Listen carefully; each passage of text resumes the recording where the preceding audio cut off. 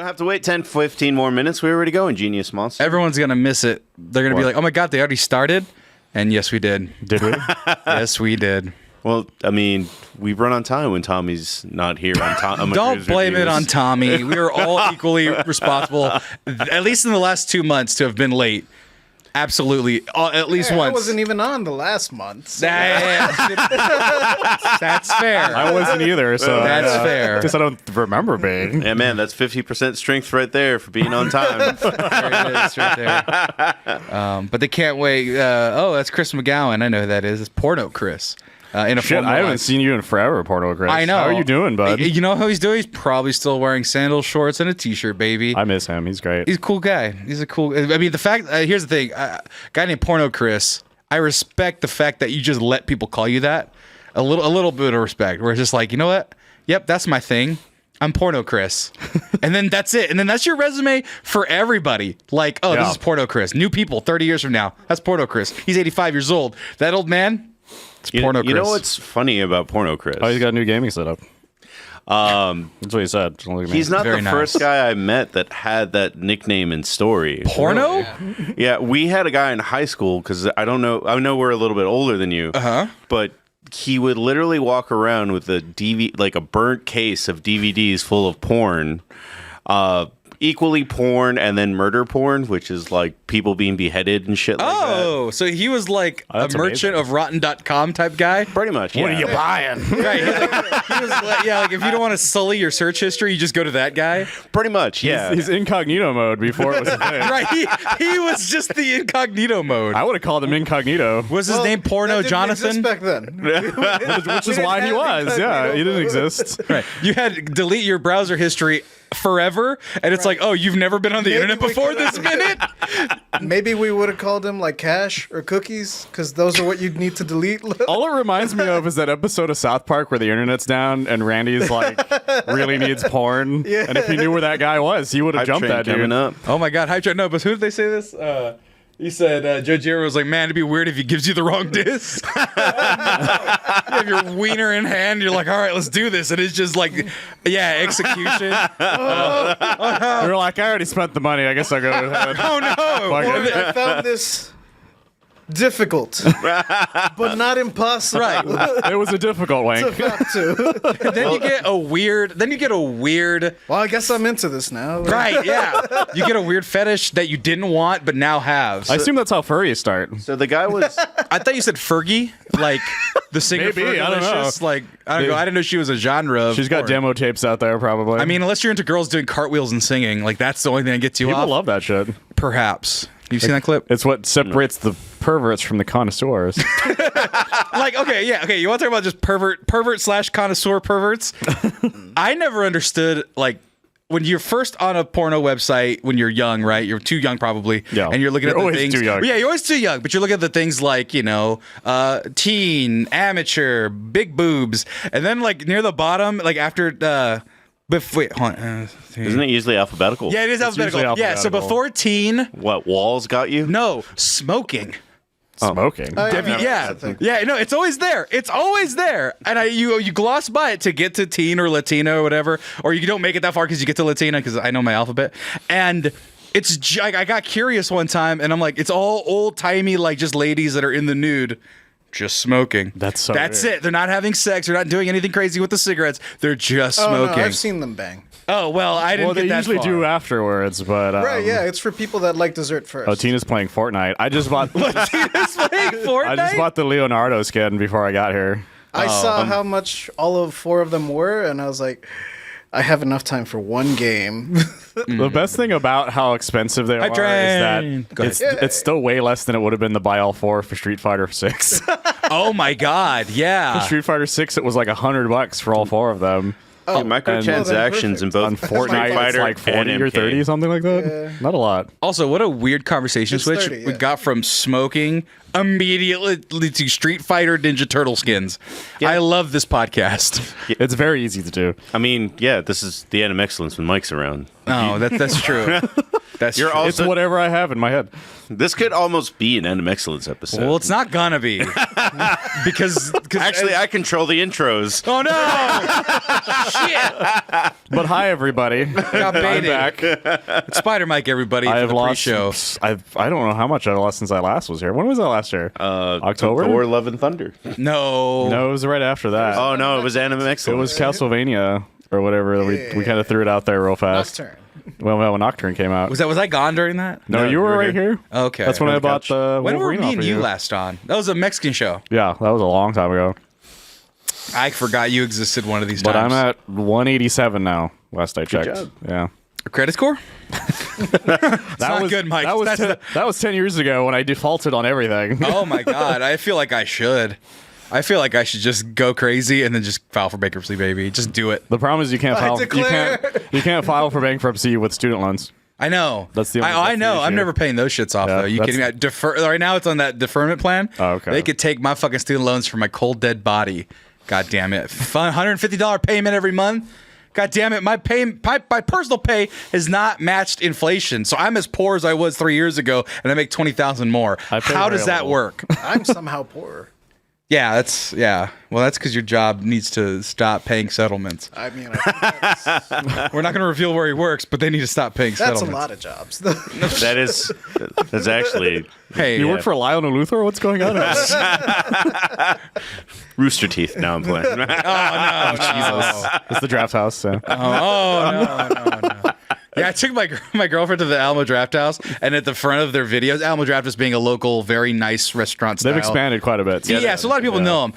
And then before, it's like, we pay our people really well. You don't have to tip anymore. striking. Because we put a gratuity at the end of it. We pay our people really well. I go, they were union busting like 4 months ago. They have to do this. Like, I had to explain it to her because it just was like, we're so good. They looked real bad. We're so good with our customers. They're not. They were really, really bad. I will preface this that we know a lot of people who know the owners of the draft house, and we all still talk shit about the draft house. No, I don't know the owners for shit. And guess what? Stop union busting, you fucks. They did a lot of fucked up shit in the past, like 5 years. Yeah, that being said, I watched both of these movies at the Alamo Draft House. The problem is the draft house is still really cool to go to. Right, and It's people just don't that fucking they have- talk. Here's the thing. Like, have you guys ever watched The Good Place? Yes, I love the good. There's only one thing about The Good Place that Lake Bell, or not Lake Bell, Kristen Bell's character did before when she was still a bad person that I totally agree with, is that she didn't boycott anything. Because she's like, if I boycotted everything that I had an issue with, I would have nothing to do. And so that's how I feel about life. I'm just like, fuck you, I don't give a shit anymore. So how do you feel about the... I'm kidding, no. We're not The war on terror, I was about to say I heard a W word. Where was he going with that? the war on drugs, and congratulations, Yeah, the war- drugs, you won. War on drugs. I'm for the drugs. I'm pro drugs. Yeah. I'm perhaps to drugs, all right? Say no to drugs is a little too finite for my taste. The problem with Only saying no to accept drugs those in is they absolutes. told kids all the drugs, and none of those kids knew what they were prior to that point. No kidding. It's like, don't do heroin because you'll feel great, but then your life will fall apart. But what does this feel great with They heroin? make all your bad thoughts good Oh, man. thoughts. I was about to say our dare didn't give us the symptoms. No, Like, no, they no. just gave us. They just showed us the briefcase full of drugs. And they're like, hey, you guys ever smell Kush? Yeah, and then they also stuff smells they like. forgot we were near the border too, where it was super easy to find it. Yeah. I remember walking the class, and a guy walked up to me with a bag full of marijuana, going, "Hey, did you want some?" I was like, "No, what the fuck is going on?" No, I don't like salad. Thank you very much. And then you walked away. Yeah. No, my friend ended up fucking with him because when he showed up, my friend was like, "You got all the shit mixed together and it's all fucked up," and he's like yelling this out, and the dude freaks the fuck out and runs off. Jesus I Christ. did like when they brought the robot, though. Yeah, there I was. do a remember drug that. robot? Yeah, there was Rocky IV robot. Yeah, What? it was the border. I talked about this in Reddit like a while back. There is a robot that the Border Patrol has that they bring over for the dare stuff. And my dad worked for the Border Patrol at the time because he was a mechanic, so he would be there to like make sure the thing didn't fuck up, as well as just to see me kind of thing. What? A lot of people forget this thing exists, and I showed it to Jeff, and he was like, "What the fuck is that?" Yeah. Also, real quick, shout out to the Hype Train. Thank you so much for everybody who donated. We were 6 subs, 1,000 bits plus, and we were too excited about this fucking drug robot because I don't know what the hell it is. Christina donated, as did many Look up, others as well. There it is. That's the fucking robot. Oh my god! Happy birthday, Polly. Yeah, it's basically that, but for the Border Patrol. I don't like that. We all loved it. We were kids. You don't though. have a. Why does he have a top hat? Because that's what the Border Patrol have. Yeah. It was They wear like top the hats? Ranger. Yeah. Oh, Well, they're not top hat. They made one specifically for him, so it looks more like a top hat. gotcha. But it's more like a Ranger Smith hat kind of thing. I get you, like a Mountie thing. Yeah. Yeah, he's like Smokey the Bear. Yeah, I was like Smokey the Bear. We had plenty of because we had plenty of forest And he fires. explained drugs to McGruff you. even we've had that, but not Weedy the robot. Did he have a I name? don't remember his name I don't anymore. remember his name. Yeah, Maybe yeah. He it had a was Robbie. name. Robbie. I'm sure it's like mentioned. Dude, he was in that privately article. funded. I didn't know realize that. That makes sense why only we By saw it. drugs. Probably too. My dad had one of those calculator watches because they people would like take the confiscated shit. They're like, if you guys want some of it, go ahead. Apparently, he's in a museum in El Paso. But Really? It doesn't give me the name. I was wondering what happened to the thing. I don't want to go. I love Tina's reaction to it. It makes me uncomfy. Yeah, it has a weird, like, pervy, for the audio listeners, weird pervy smile, dead black eyes, a top hat. The eyes are blue. The LEDs like were animated. Yeah, it was Oh. like Kit when it would talk. It would like move yeah. up and down, or not, left and right, I guess. Or I something, hate something in the that middle. so The much. eyes also weren't cold and dead like a doll's eye. Yeah, they were lit up. The Okay. screen had stuff on it and Yeah. stuff. So we should bring it back, is what you're saying. Yeah, so should- we can- I figure we could we should build bring it that. back. I mean, guys, this is 90s technology you're talking about. We could probably build that now. I like how We'll you're make them thinking. stronger. I like how that you thought when your brain went to bring it back, and I'm struggling with it because I got too happy. My brain went to this doesn't belong in a museum. What you're saying is it belongs on the Mexcellence. Right. I think we need a drug robot, guys. I think that's the Bring next him logical back step. and reprogram him so that now he sells drugs. So he hangs out with Tommy McGrew. Hey, that's slander. Tommy McGrew does not do drugs. How much? I don't do would it drugs cost for either. Us to I move don't either, to which is the funniest part. Colorado? What? How much would it cost for us to move to Colorado, open a dispensary, buy that robot, and have that robot sell weed for us? I'm gonna Well, be it honest, depends bro. what the museum will sell it to us. This is a startup idea. Right. Like if you get someone in Austin will give you $30,000 for Yeah, that but idea. how many weed robots are there? Ones that were formerly cops, How essentially. many decommissioned? How many decommissioned robot cops are over here like, you know what? Maybe weed wasn't so I bad. have a friend who's the opposite. He sold drugs when we were in high school. Now he's a cop. Right, and they probably eats all the drugs that he confiscates. Probably. so. I wouldn't be surprised. I'm not Shit. going to say his name on stream, but his nickname was Diddy in high school. There you go. You just cross out the don't, and then when it lights up, it says do drugs. No, but like I even thought like the movie we saw today was about drugs. The Boy and the Heron. Ba-da-ba-ba-da-ba. So I did a review for one of us, and I made a very similar joke because it's a semi-autobiographical film. So I was like, so when did he take LSD and hang out with a heron? No 'Cause that's kidding. exactly what happened. We'll get into the review. All right, guys, we're gonna go ahead and start that beautiful bean footage.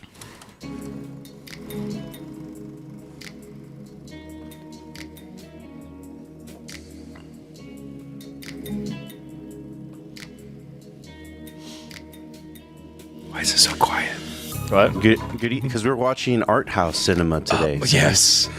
Gotcha. And Gojira with you. And with your spirit. Good evening, ladies and gentlemen. Welcome to our first foreign film review, I think, actually, on the Excellence. You're right. All You guys entirely talked about, foreign, I assume, other anime movies before. but not on Mcgrew'S reviews. Oh, okay. And that's why he's not here Didn't we today. review Mugen Train?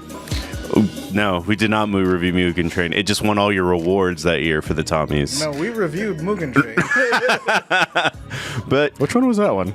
the Demon Slayer movie. Oh, okay. Mine See, I is- hear Mugen. My first thought is that fighting game where you add all your characters. And it's like, what? Made a movie about Peter Griffin fighting Godzilla? What's going on here? Yeah, that's great. season 5 of Fortnite. That's probably true. That's true. my name is Marcos. I will be playing the role of Tommy, hosting AKA today. But you're here. But I am here. Normally you're late. I am yet. Yes. Fuck. All right. But I'm not alone. The dapper young gentleman to my right. Howdy, guys. Spider Mike. Isn't he older than everybody? No. I mean, he can still be older than me and be a dapper young gentleman. Oh, sure. You're not young though. For the record, just so you know. And the asshole in front of me. JJ.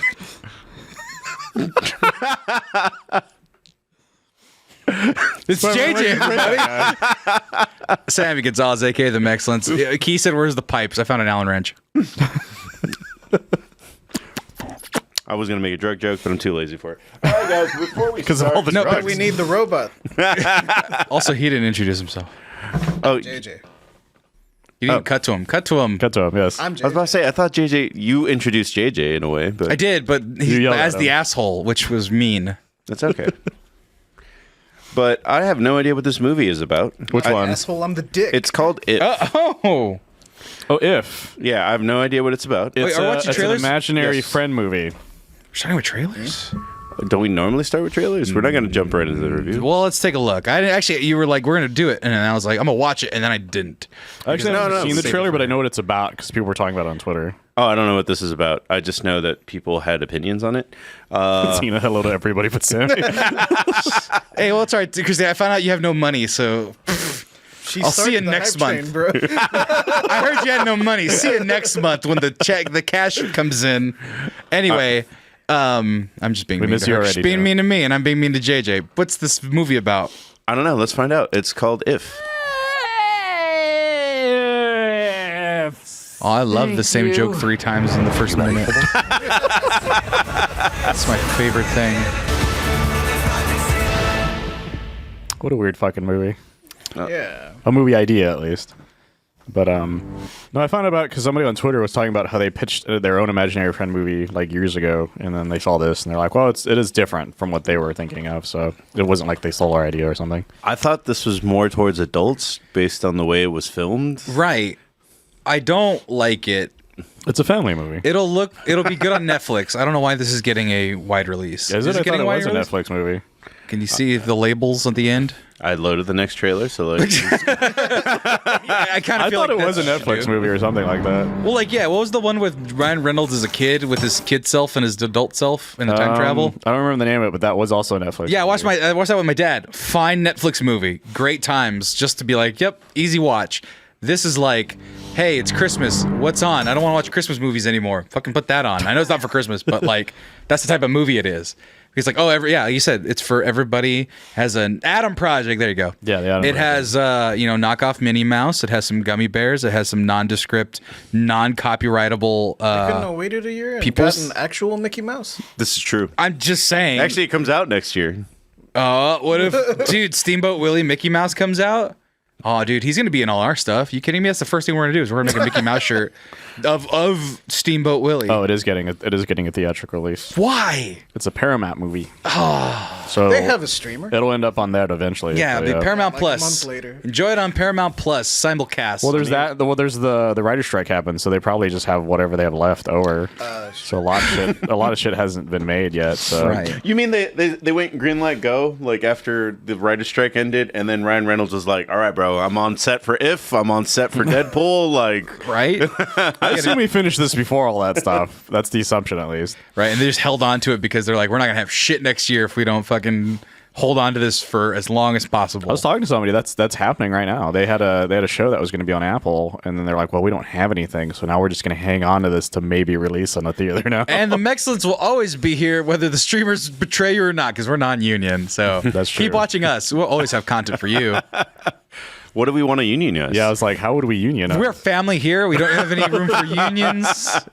Unions are great in other bigger, broader things. At your job, go start a union. But here we're family. Why would we need any silly union? Yeah, I get paid in Spider-Man figures, as it turns out.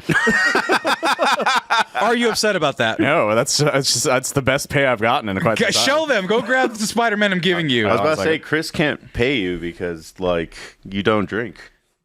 Right. And I know that. So look what he gets. He gets a hard to find Spider-Man No Way Home. The Spider-Man's. Exactly. Shiny final swing suit. I know all the I names love of all this the suit. Spider-Man. Yeah, I love the so Spider-Man. like, do we need a union when you? So if you guys get a union, no more Spider-Man figures. That's all I'm saying. No more Thor's hammer. That would all I'd ask for in a union is that. I was about to say we can literally unionize for more Spider-Man figures. Well, wait, what was it, PD? Hold on, switch to the chat. PD went through one dinner a year. You're goddamn right, one dinner a year. You're goddamn right. Fogo de chao, all you can eat. They eat enough for the year at that steakhouse. Goddamn. I just asked for a Little Caesars pizza. Oh, well, you didn't even ask, but I'll get you one. There's one that I got food poisoning last time. They opened one near my apartment. It's really bad for my diet. Oh my god, dude! I got food poisoning the last time, and I can't do it no more. 2,500 calories, the whole pizza. That's a lot. Yeah, I had one yesterday because I was like, hey, it's right there. I had one whole pizza yesterday. I love it. I can't do it anymore. My dog helped. Oh, I can't eat. I can't eat late at night. He ate like some of the crust. It depended because you wouldn't fucking leave me alone. So I was like, okay, fine, here. Well, yeah, I realize I can't eat late night anymore. I'm like that old man who gets acid reflux now if I eat too late. So no more late night pizzas. No more imaginary friends. Going back to the trailer. To answer who asked who would win between those two Godzillas, it would be MonsterVerse because he's already bigger than the -1 one is.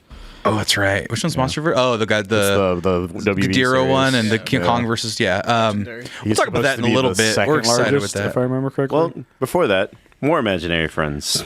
Let's see. Who's that? The most powerful am shape-shifting excited for this movie. The chameleon. How do I find Oh, I love Aquafina.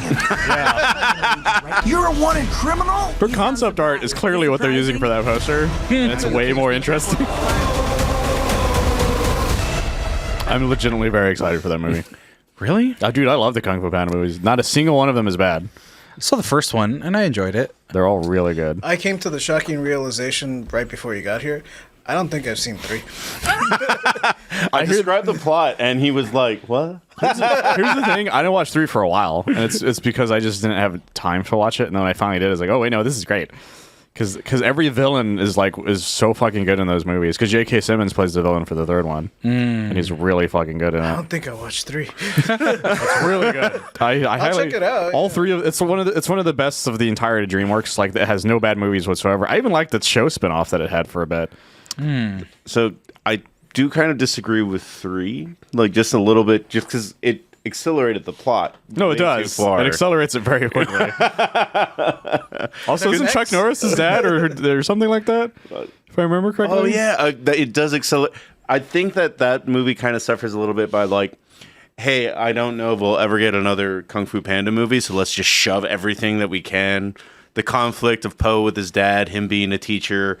Also, the afterlife is real, and you got to fight all your enemies again. Like, it was a lot in that third movie. I like it. I like it a lot. All I know is that if you play Seven Nation Army in a trailer, I will run through a brick wall for you. So, like that movie, that song gets me so fucking hyped. And so anytime it's in a trailer, I'm like, I'm gonna go watch that. And then I never do. But so yesterday when you were locked outside, I should have been like, hey Sam, dude, oh shit! If you follow my Talk Instagram, about that. Yeah, we can talk about that real quick. So if you guys didn't see my Instagram story, what the fuck? Why aren't you following me on Instagram? What's wrong with you? Second of all, I locked myself out. Hold on, a peek behind the curtain. This is a balcony window. Oh, I just ruined the illusion. And there's a little bar that comes down to keep thieves out, or me if I'm trying to keep the warmth in my house. Yeah. And I had to almost break down the door, but then I realized my window to my bedroom was unlocked. Turns out your door is racist. My door's racist, and I had to sneak into my bedroom using my window. So, and then I was also in a t-shirt and shorts and barefoot in 50-degree weather. Not a fun time. Long story short, if you did play Seven Nation Army, I probably would have jumped off the 3rd floor and broken both of my ankles and my hip. I think the assumption is that Tai Lung fucking exploded at the end of the first movie. No, he's still alive at the end of that, after the skadoosh. Like, he's never seen again at that point after that, last I checked. I mean, at that point, does everyone that doesn't appear is Jean-Claude Van Damme alligator dead? Probably. I wouldn't be surprised. Also, I was out there for about 35 minutes, maybe 40 minutes. And yes, the magic is broken. It is a glass screen behind there. And guess what? Behind that one right there? You just told everyone you leave your window unlocked. Climb They don't know where he lives. If they can parkour the 3rd floor and then I'm also sleeping in that room, they can have everything. Also, that curtain right there, nothing behind it. Also, there's some blue curtain peeking out. Could you fix that? Yeah, I'm gonna put the camera on you. There we go. Yeah, because there's 2 curtains back there.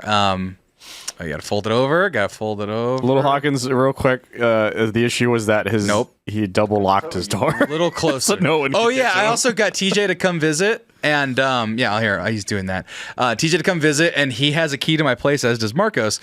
TJ just lives closer.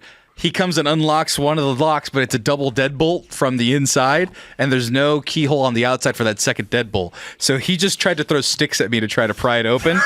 He was literally from the bottom floor throwing long sticks, and I was like, my fingers are trying to go into the little gap, and I couldn't open it. So long story short, TJ's great, and Yes.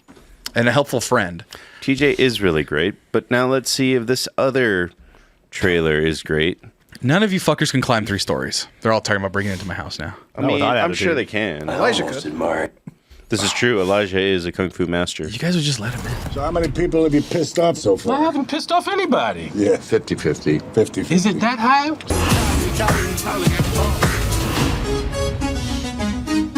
I'll be worried about this, but I'm actually legitimately excited for this movie.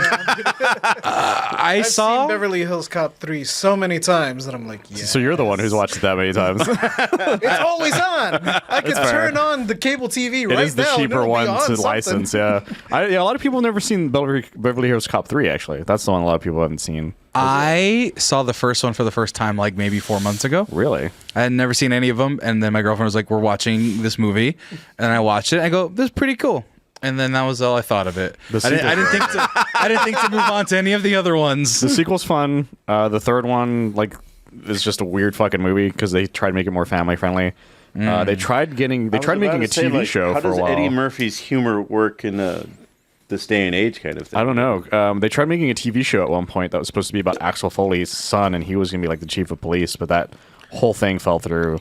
Oh, okay. And then I forgot they were even going to do this. Yeah. So, yeah. I got those 2 stories mixed up. I thought this was going to be the series. No, it turns out the series fell through, and so they went with the movie instead. And also, every time I hear the theme, I can't stop thinking of that Family Guy joke for when Peter's singing it. Yeah. He's like, and then another. I always think of that fucking gig because it's so fucking funny. Because he's like throwing his arms? Yeah. It's such a funny joke. I think of when Khan's like learning the keyboard. Oh, yeah. Beverly Hills Cop. Beverly Hills Cop. Axel Foley's gonna find those drugs. Man, that's way better than everything that I thought of, which was The Boys, which is Black Noir just getting the shit beat out of him. Oh, yeah, that's right. That was supposed to be my role. You're not funny. No, I also found out some crazy shit about that first movie is that it wasn't a comedy originally. No. And it was going to be a serious movie, and Sylvester Stallone was originally hired to be in the movie. But he dropped out, and then Eddie Murphy got it, and then they changed it into what it is now. So there's an alternate reality where Beverly Hills Cops probably did not make it past 1. What are you talking about? Sylvester Stallone is great at making sequels. What are we up to? Rambo 8? I think we're at like I 6. think he dropped out to do Cobra or something. He dropped out to do like a worse movie. The fact that Cobra doesn't have a part 2, though. Yeah, it proves my point. Well, little bit of a downer on the last trailer, but it does set the tone for us going into more serious mode after this. So Willy Wonka? No, we don't have to watch a trailer for that. Everyone, it's out. You can go watch it in theaters now. Oh, I don't want to.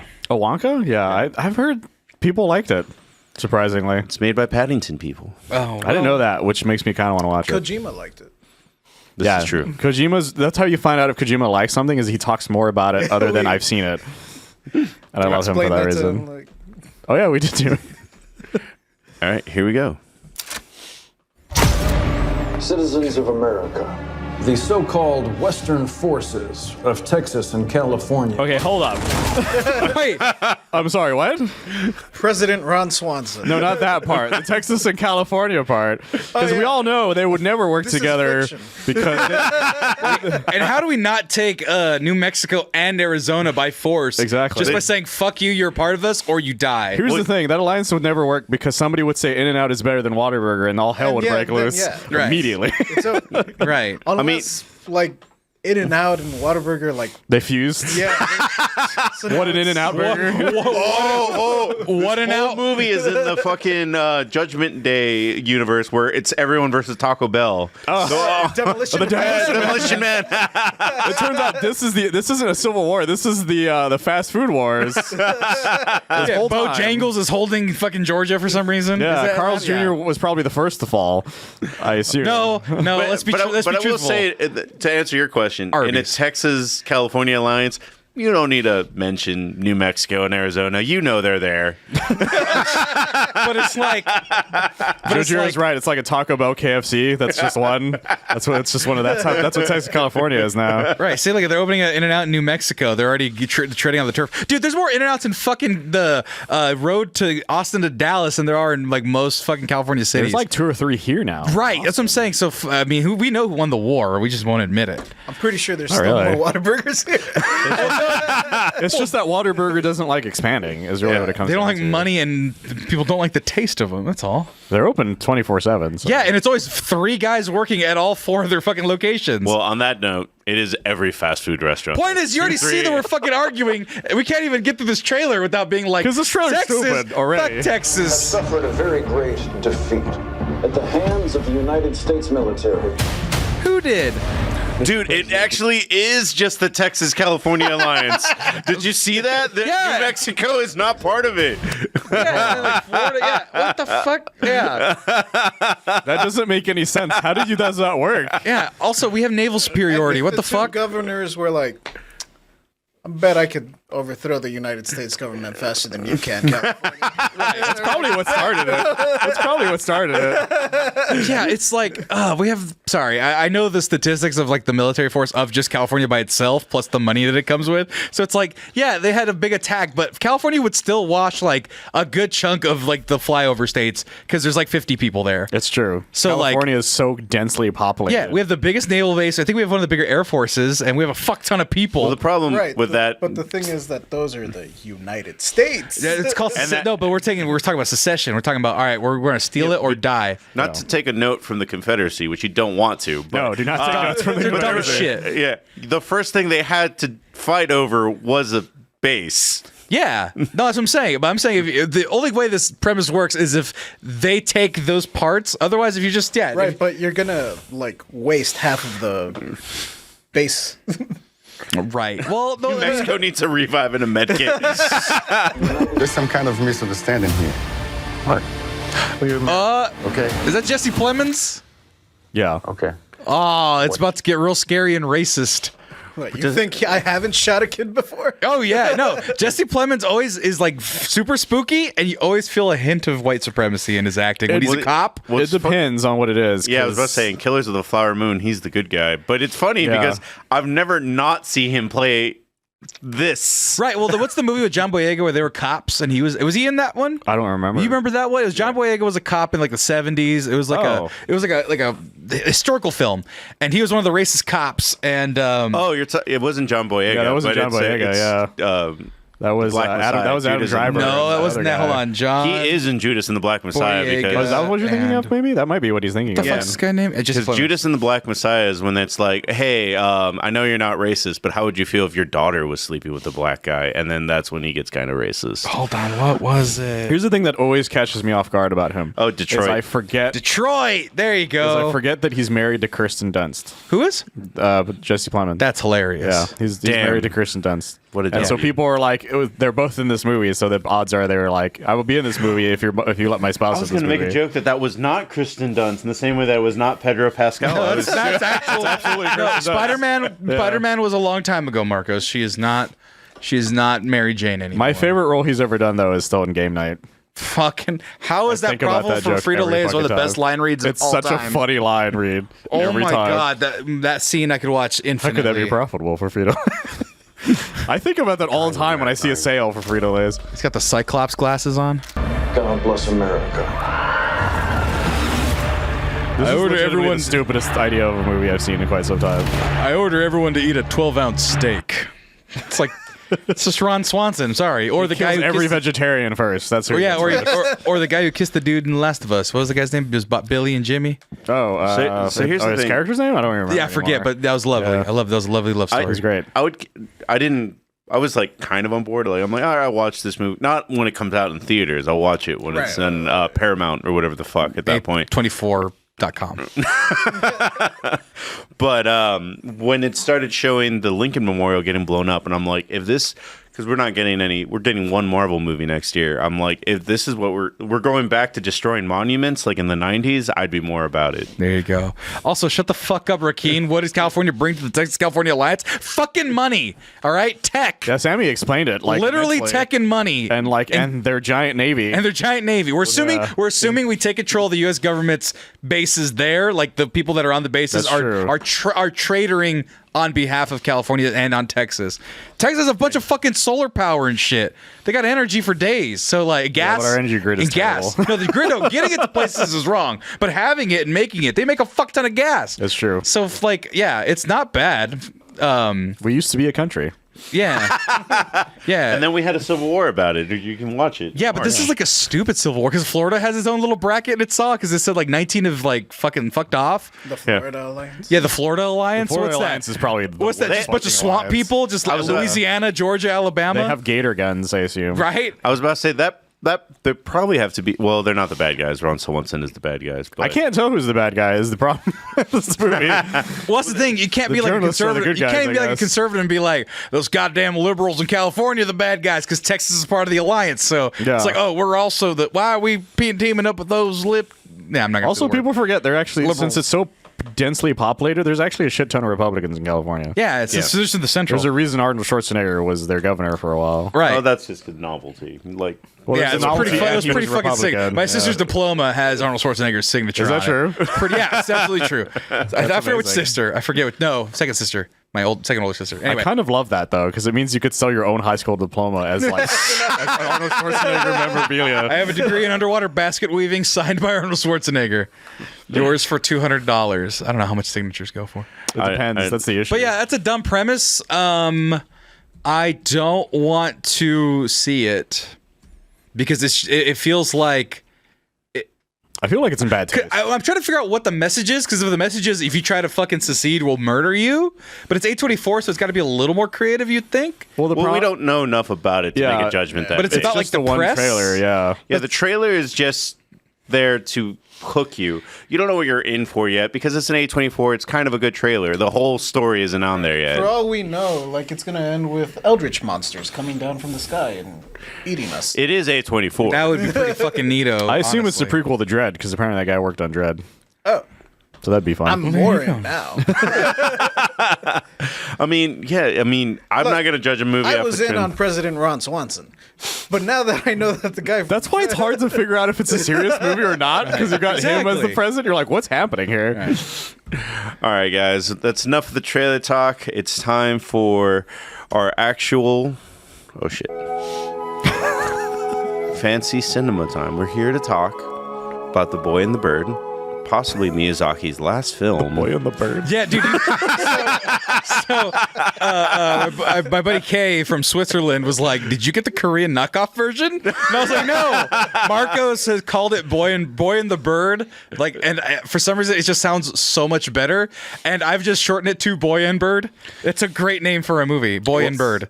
Apparently, that's not even the title in Japan.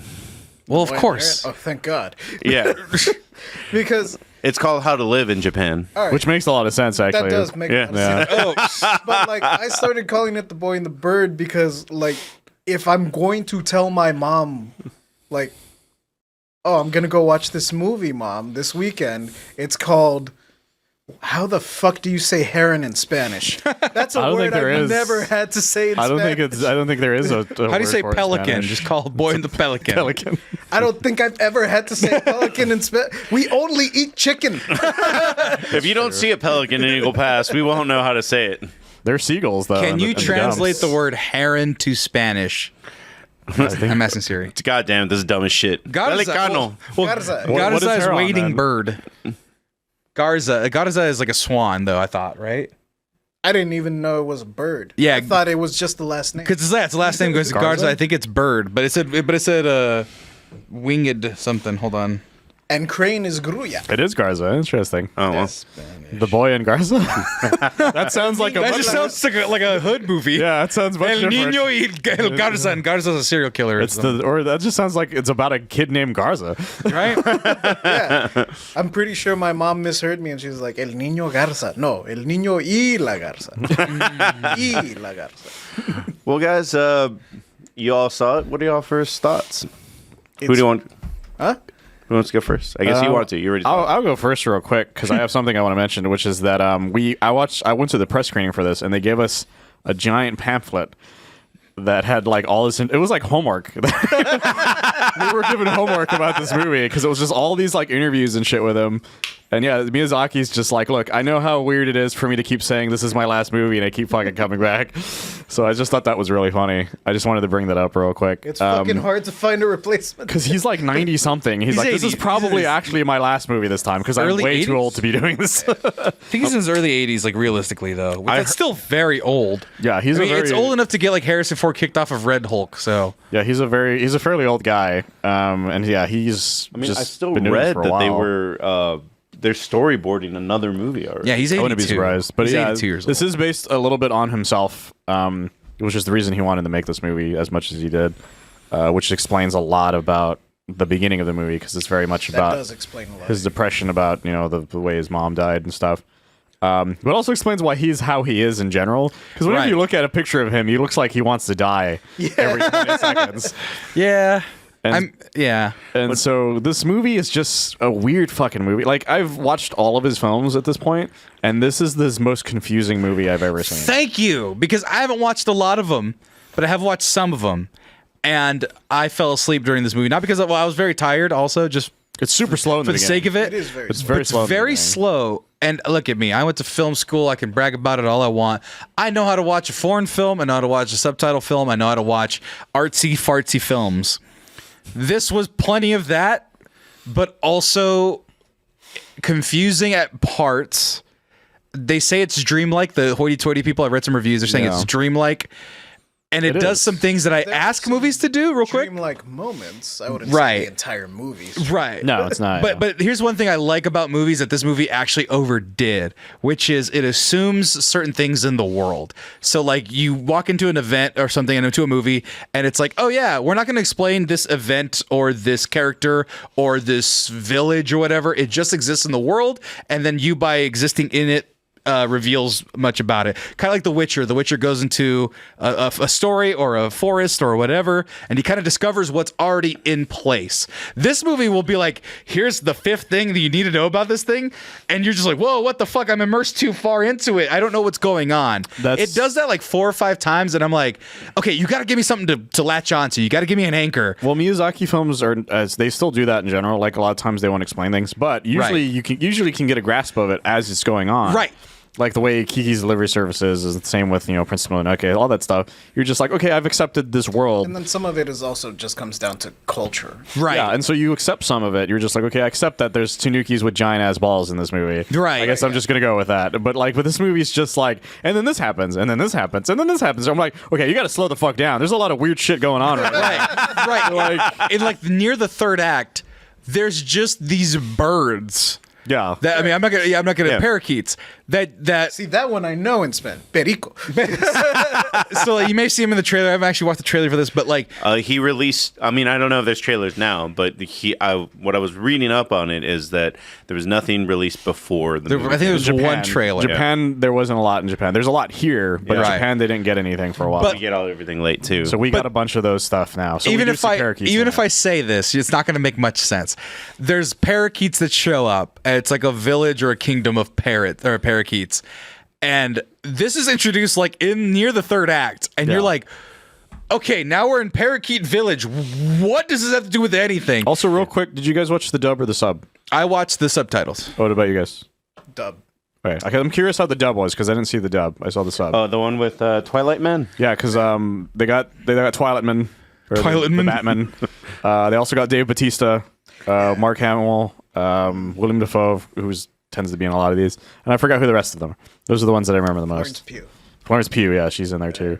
What'd you So think I'm of it, curious Jay? how the dub was. The dub was really entertaining. I Because Dave Bautista plays one of the parakeets. Yeah, he's the king. Okay. And I could not tell, since the king speaks so little, I was like, that voice sounds familiar, but I can't fucking place it. And then, like, when the Give me what I want. He didn't say that. If he had said that, I would have been like, Batista bombed the shit out of him. Fuck that kid. Yeah, and Christian Bale is the dad, I think. I forgot. That makes sense. Yeah, that makes sense. Georgia is saying it has 2 Batmen. Yeah. Yeah, I guess that's true, and it's got a Joker. But the dub was really good. Like, typically the dub for Miyazaki movies is always, like, excellent to good. They get a lot of really big names for a lot of Yeah, them. and they actually, like, perform. Right. Like, they're not... That's the hardest part with some of them, because some of them, like I think of Ponyo the most, where I'm like, this one I don't feel like they were performing as much, Right, yeah. Because I'm like, that's Liz Lemon. I know Tina Fey's voice very much, so I'm like, that's all I can think of when she's talking in that movie. But Yeah, but Robert Pattinson isn't, like, just using his normal speaking voice. that's the thing I was most interested in, because I've seen every trailer where that brings him up when he talks. I'm like, he sounds like he's trying to be the exact same way the Japanese voice is. Right. And I really appreciate that he was going all in. Yeah, the Heron actually ended up being one of my more favorite characters because of his performance. You have to expect, like, honestly, when you find out the voices, you have to expect that William Dafoe was going to be the Heron. I wanted Danny DeVito. If there was a voice I associated with that stupid character, the Heron, I was like, oh, it should be Danny DeVito. That would've Just worked perfectly. Sex pervert, nasty, creepy guy. You know what's funny is, like, it'd be really hard for an animated film to get this cast. Like, in America, like... Not that hard nowadays. Nowadays, it's 2 a lot Batmans easier. and a Joker? Yeah, no, that's a lot easier nowadays than it used to be. Toy Story changed it for everybody.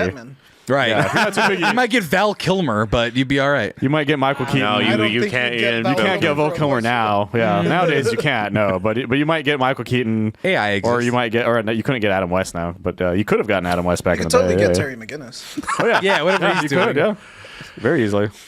I just don't. I Dietrich always Bader? think that Christian Bale tries Are those two really hard. easy?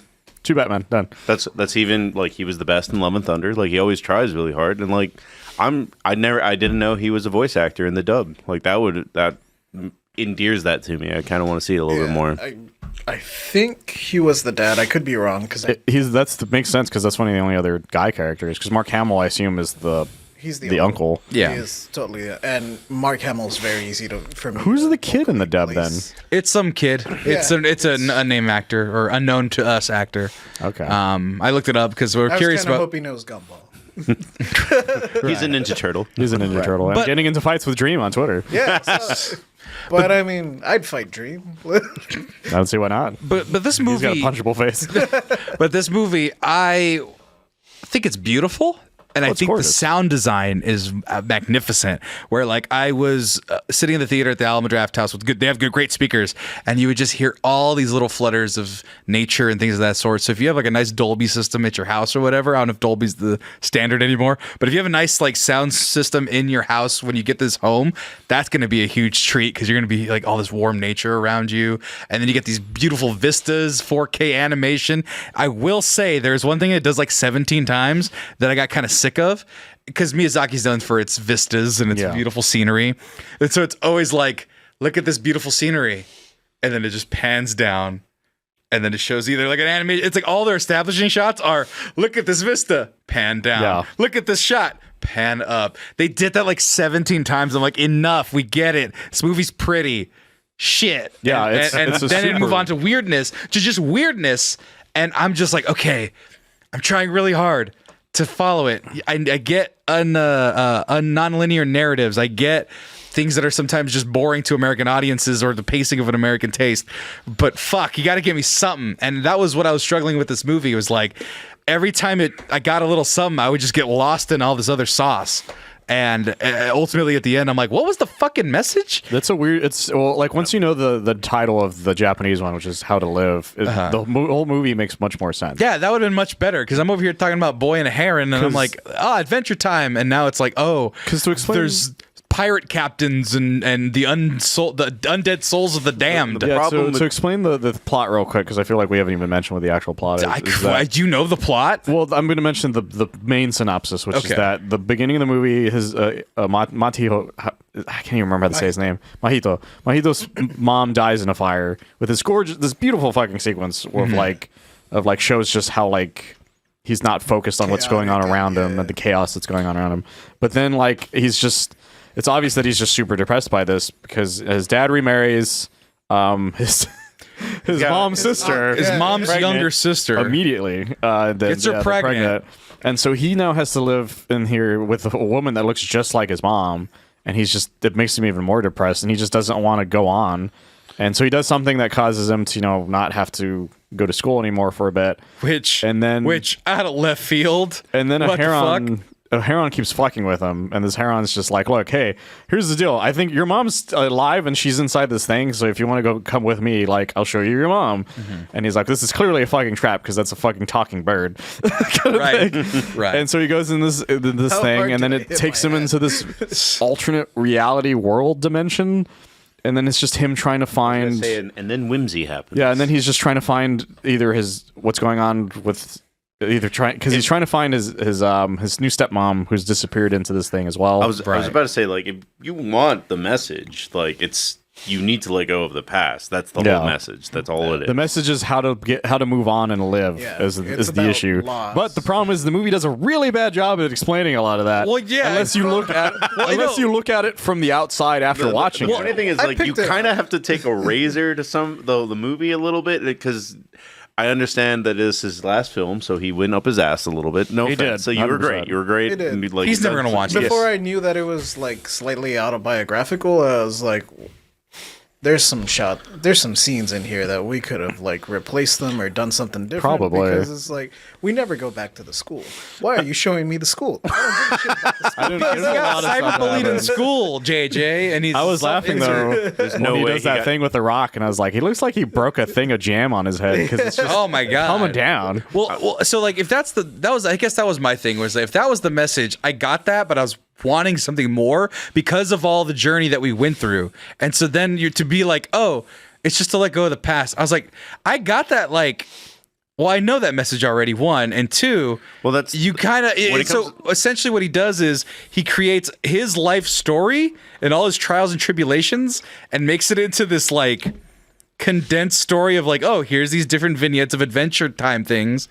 And it's kind of all mashed together. And it's like, oh, now he's cured. And it was like... I guess. Yeah, the thing about the movie is that it's not even close to his top 5. I remember I was doing the review with one of us, and somebody was just like, I put him in my top 5. I'm like, you're a fucking crazy person. That doesn't make any fucking sense. Right. Like, this doesn't beat any of his top 5 movies, even fucking close. I would put this at like his second to last almost, kind of thing, because it's just such a weird fucking movie. He's got a lot of weird movies. For me, it's The Wind Rises. I was just like, I don't really give a shit about a guy making a plane for World War II. He's like, I made a plane. I'm like, I don't give a fuck about this. We'll get into that. We got plenty of Japanese World War II planes in this review. Actually, this movie is just about World War II bad. And this whole podcast is about World War II bad. And so like I like his movie. I like all of his movies. It's just this one is like it's a gorgeous fucking movie. He put a lot of his soul into it, but by God, it's a confusing fucking movie. Like there's a lot of people who don't understand the conflict. Like I've seen a bunch of people on Twitter like argue about this. They're like, I don't know what's going on in these movies, and they're also the same. I love his movies, but there's so much shit happening that I'm like, what was the point of half of this shit? Specifically the parakeets. Yeah, what is the point of the parakeets? Parakeets are supposed to be allegories or metaphors. Those went over my head. Right. But what about the bleeding, dying pelicans? That one I kind of I was cool with because it's just the idea that they're trapped. Because that was just like the part of that was world building for the world itself. He was just like, kill me, please. But it didn't really explain why there's so many birds inside of it. Like, oh, I know, but like, but Marcus, did you end up seeing it?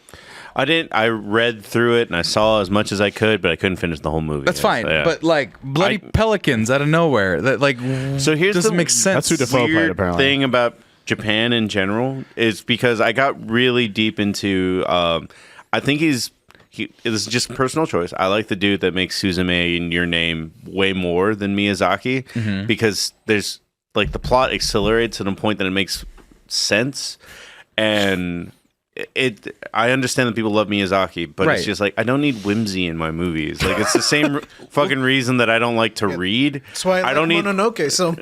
yeah. Well, this is not Mononoke even is my whimsy. favorite of his movies. This is not even It's so whimsical. good. It's whimsical to him, like the way that he thinks. And, Right, but and, like Tim Burton and Guillermo del Toro. No, not Guillermo. Well, del Del Toro. Toro is whimsy with morbid things. He's got some whimsy to him. He's got whimsy, but it's very spooky. direct. Everything that happens in a Del Toro movie is just like this, like it's very streamlined. It comes back to the cultural thing. Yeah. Like, And I will converse that with like a Tim Burton movie. It's like, no, dude, I don't need all this shit. Like, get out of here. Like, Well, Maggie goes, I guess because depression and healing journey is messy and confusing, hence the confusing stuff. I get that. that doesn't explain the parakeets at all. No, that doesn't Well, explain one, the that parakeets doesn't at all. explain the parakeets, but two, I'm not watching a depressive man. Well- I'm watching a movie that needs to tell to convey or express these things in a way that's something that makes sense a little bit. Well, just the comparison I was going to make, because I like Suzume a lot, and it came out earlier this year, and then I looked into it, and it was like they reference all these old gods and all this energy and shit, but it all makes sense in a way. But when you look it up, he's like, yeah, I made it up. None of that shit exists in Japanese culture. Like, there is no there's no deities, there's nothing like that. I appreciate that, though. I appreciate his honesty. So when you say, what do the parakeets mean? I'm like, I think he just might have made it up, and because parakeets are pretty, it fits the aesthetic of most of his movies. There's a lot. It's just a weird fucking movie because there's so much. I like to believe that he was coming up with it and was like, and for the dub, I'm gonna make a character that Batista could totally fucking voice. We didn't even talk about the weird cum things in the or whatever there. the little tiny dudes. okay. First of all, they were the souls of the preborn. Yeah. But also, I didn't realize they were cum. Now that you said it, it's They're very basically obvious. just tiny cum things. Still And the floating pelicans cum. are like, I'm gonna eat that shit. Oh my god! Oh man, they're I don't eating want to say the Pelicans pelicans. do they're eating swallow. soul babies. Yeah, it turns out. They were eating the soul. They were eating soul babies. The funniest thing is when I was watching the movie, I'm like, are they supposed to be storks and they're getting them to go? And then they're like, Nope. no, they're just eating them. I was like, Nope. oh, They're okay. I don't want to say the phrase I want to say, but it is in the porno tabs list, as I've mentioned in the. It turns out pre-show. pelican swallows is part of the part of the. But anyway, no, we're sorry. Can I do a quick sidebar? Sorry, real sidebar. quick before you do that sidebar, I just want to Yeah. highlight Jojiro's comment. He just wanted to do the opposite of Hitchcock's The Birds. No, that's spooky. So. I went to a museum the other day, just because we're talking about lore, right? Yeah. The other day, a month ago or so.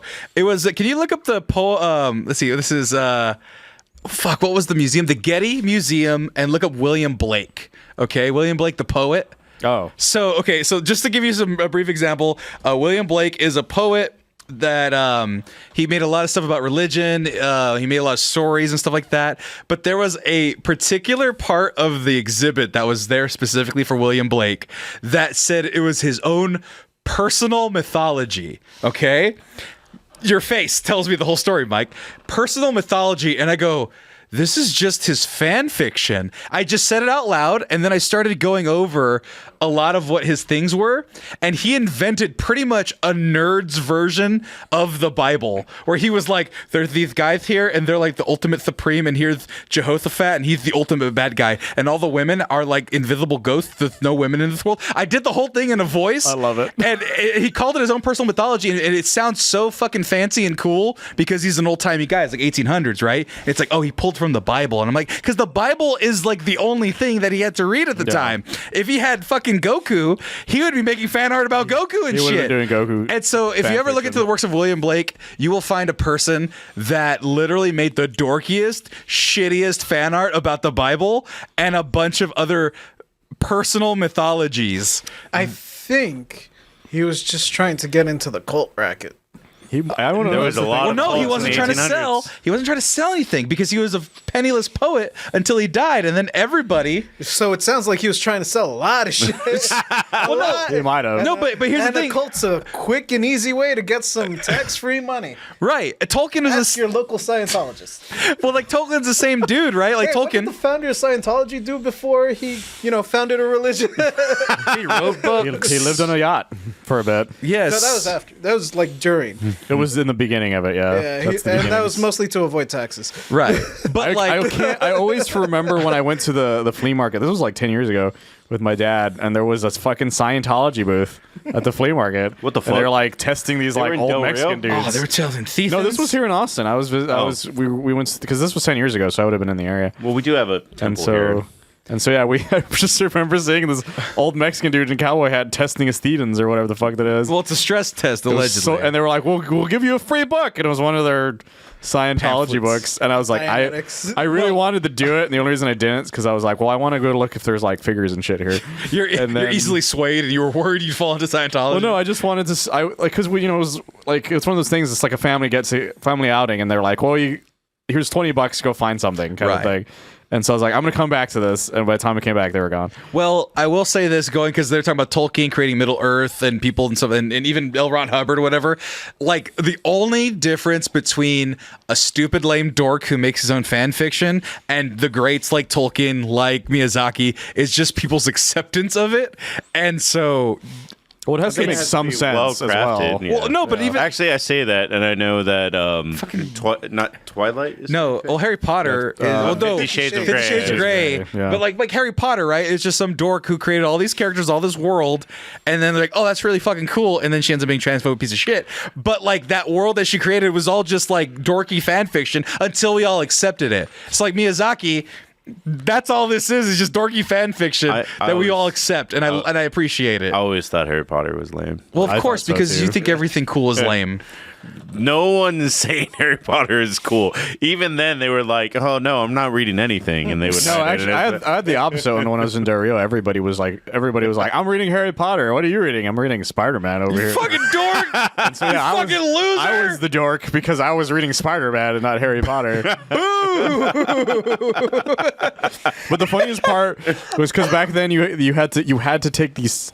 You had to read a book and like take a test for your thing. Remember that thing? accelerated reader. And so people were watching the movie and then doing the test, but since it was a different fucking thing, they kept failing. That is the dumbest thing. It was really funny.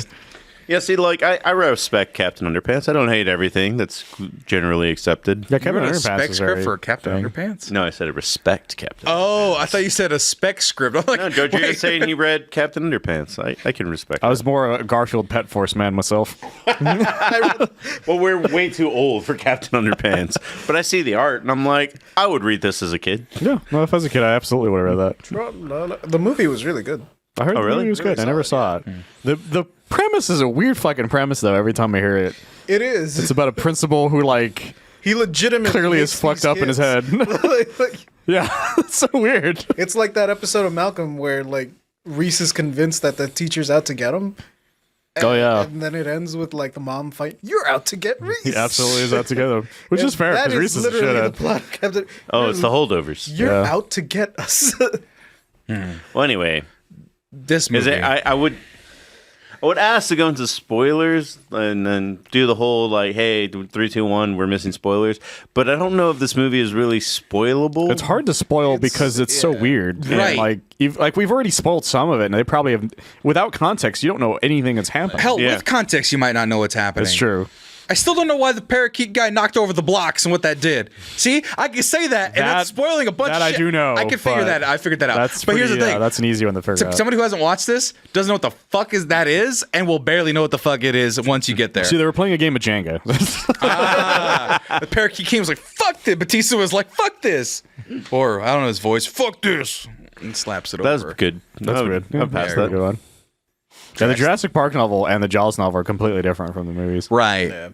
Well, different. you want to do I want to do found ratings? that out after I bought the novel. I read both the Jurassic Park novels, and they're so fucking different. Yeah. Especially the sequel. That one's fucking batshit insane. I'm about to say, aren't they all super depressing too? Yes. Well, it's kind of. It depends on what your version of depressing is. So Michael Crichton really gets into like the science of it. yeah, I'm it's pretty super sure technical. I could have figured out how cloning works just by reading. Well, that's Jurassic Park. one of my favorite tweets I ever saw. I was like, ever since Michael Crichton died, I haven't read a book where I figured out the innards of an MRI machine kind of thing. 'Cause guys, that's how what he did. Like, he figured out tech based on just what he said. It's dino DNA. That's all The you Jaws need to know. book, though, is I heard is like super fucking weird. Like, it involves the mafia, and like, and Richard Dreyfuss's character was sleeping with Shark owes me fucking money. Schneiders.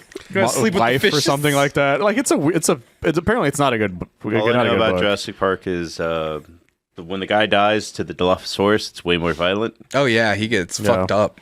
Bro, the intro is way more violent. Like, Also, it starts Malcolm- with one of the workers being Malcolm torn up dies. by- Yeah, Malcolm's supposed to die at the end of the first book, but And then a he became baby? so popular. He was like, oh, it turns out he the didn't movie die. the movie was so And then, popular that yeah. Ian Malcolm didn't die in the movie. That when he wrote the And sequel, he's like, the It little turns out it was the like a little- fake death disease or something. It's like, And what then the fuck? A baby gets eaten, right? And one yeah, of them. the funeral. the little packies eat a little baby. Yeah, the Packies eat like it's they use the intro to the second movie is what basically that is, which is where the Packies they're on like a beach and the Packies show up and just like eat a kid kind of thing. Jeez. Well, but they don't eat a kid in the movie version. They Nah, I think in she the just movie runs they- off. Volume and the blue They mic get, is lower. what's his JJ, name bring it to- closer. Or scoot up a little Yeah, bit. she just runs off or whatever. yeah, But yeah, those books are fucking like and fucking the old man in the first book is a giant fucking asshole. Like he hates it. that. He hates his grandkids with a passion. Like he just fucking hates people. And he dies in the funniest way. Well, we're not even talking about the movie we gave. No, we're not. I was We're about not to talking say about it anymore. ratings. 5. And 5 out I of feel what? bad about it because it's Miyazaki. It's his last one. He's going to die soon. Is that And 5 out of 10? 5 out of 10. Okay. But like, man, I'm not sure he's actually done. Just Well, by the way. he's 82 and I years understand old. this Hard is to his tell. masturbation movie where he was just like, "There's a master, and no one will ever come to this empire ever again." no one will inherit my throne. right? That's kind of what the movie was, too. It was. Kind of was what it was saying. He's like, fuck you guys. I don't want to deal with this shit anymore. Right. And so like without all the like extra frills of like, oh my god, it's Miyazaki. It's just a movie that is very confusing and very pretty and sounds good and looks good. But then you're just wondering why you're there half the time, and you're kind of enjoying it, and you're kind of enjoying the things that are happening, but you really don't know the cohesion of it until you get to the end. And even then, like me, where it's like, what was it? And I looked it up. It's like, oh, getting over the past. That was it. We had to do all that to find that. It's like, okay, whatever. So yeah, there's gonna be a lot of people that like for this. some people, it takes longer. It's true. Yeah. I mean, it's kind of funny that you're like, "Oh, getting over the past is a dumb message." Godzilla getting over the past. Did this movie have atomic breath? Did this movie have atomic breath? That's not tech. We'll talk about that in a bit. Well, hey, did this movie 1? Did the movie have atomic breath? And 2? Did it also have World We War never II saw fighter the pilots? full power of Batista parakeet. That's true. JJ, go ahead. I'm at a 6. It is definitely the weaker of his movies, but I wasn't bored throughout. There were definitely some high moments. JJ, you gotta talk in the mic, bro. I'm talking in the mic. You keep going. I like don't this usually over here. sit. Well, yeah, I have to look away. But my mouth is still there. No, like I'm looking straight at you. Your mouth is like right here. What are you talking about? Yeah, I'm at a 6. I wasn't bored throughout, but it's definitely slower than like what I was expecting, and it's definitely not his strongest movie. Princess Mononoke is still my favorite movie of his, which is Man, Bad, Nature, Good. I feel like he's stronger with that because I also like Nausicaa a lot. But it's a very beautifully animated. The sound is great. If you see the dub, I can't speak to the sub, but the dub is fantastically acted, and it's very pretty to look at. But it does have its slow moments, and it can be very confusing. So 6. I'd originally given it a really high rating for one of us, but I more because it was like it's still a Miyazaki film at the end of the day. Like it's not his best, but it's not. I don't feel like it's his worst. It's just it's a super gorgeous movie. I feel like if I watched it again, I would get more out of it. Now that I'm not just going what the fuck over and over again, because then I can finally like just focus on like I can accept the world for what it is at that point. Right. So that's the main reason that I gave it an 8 at the time, because like I still think it's a gorgeous movie. I think it's a great animated film. Everyone, if you just the 8 is more like if you like Miyazaki movies, then you'll enjoy the movie. Yeah. Is what the 8 was. Like if you don't, then it's a 7 or a 6 kind of thing. Like I walked out of the theater going like it's a 7, but like now that I've had time to like sit on it a little bit, and it's a 6. Yeah, it's not his top 5, but if you like Miyazaki, you'll have a good time. Yeah, is really what it comes down to. So yeah. Miyazaki. Also, that's so much bird shit in the third act of this movie. Oh yeah, there's so much of it. Is that the? I don't really know. I don't really know why there's so many birds. I know he hates trash. Oh, don't worry. You get your Miyazaki delicious food montage though. Yes. He slices the fuck out of some bread. That shit looks tasty. It looked really good. But that's it. Also, we didn't even talk about the infestation of old people in his house. This fucking weirdo. Oh yeah, a bunch of old aunties wanting to smoke cigarettes. Hell Such yeah. a weird fucking movie. That's a porn category according to my friend. Oh my god, Sam. elderly smoking. You'll get a little piece of it in this movie. The dad did have my favorite line in the whole movie, though. Good job. Was after the thing that gets him out of school.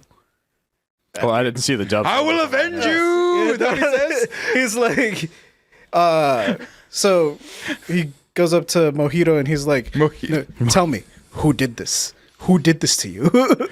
I know you're lying to me. You didn't do this to yourself. You didn't fall." Oh yeah, the fact that he's just cool with it. You're like, we'll avenge him. You're like, what's happening? I want to murder. He does say that. He's like, "Tell me who did this, and I swear you will have vengeance." That's kind of great. I wish my dad vengeanced my school. I also love that he just has a samurai sword that he's willing to use. No shit. Yeah, he was like, all right, I'm gonna go search for my wife. Samurai sword, flashlight, gun. Or I don't know if you had a gun, but definitely had a samurai sword. Yeah, I think he did have a gun, but I don't think he ever used it. Yeah, it's fine. All right, guys, we'll be right back after this quick commercial break. Hey, folks, it's the Manscaped Dad. Did you know that over 5 million people trust the fine folks at manscaped.com? It's the holiday season. So whoop-de-doo and dickory-dock, make sure that your something cock, your balls are shaved. And so you don't have a hairy cock. It'll be coming down the chimney down. And when you come down the chimney, you want to make sure that your balls, your body, and your face are nice and smooth. So be sure to go to manscaped.com and use coupon code MEX20 for 20% off and free shipping. That's coupon code MEX20 for 20% off and free shipping, folks. Look at this right here. It's manscaped.com, and you can get 10% off the entire website and free shipping if you just use the holiday sale. But no, what did I just tell you? What did I always tell you? Use coupon code MEX20 for 20% off and free shipping. Get yourself the Performance Package 5.0 Ultra all-in-one grooming kit. It's the Lawnmower 5.0 Ultra Groin and Body Hair Trimmer, the Weed Whacker 2.0 Ears and Nose Hair Trimmer, the Crop Soother Ball Aftershave Loving Crop Preserver Anti-Shaving Ball Deodorant, Magic Mat Disposable Shaving Mats, and the free gifts. It's the holiday season. Don't you love free gifts? Give these away. These are well enough to give away on their own. The Boxers 2.0 Midnight Bravo and the Shed 2.0 Toiletry Bag. Sizes from small to XXX. And you know, if you got the XXX like I do, you're going to be nice and comfy, anti-chafed and everything.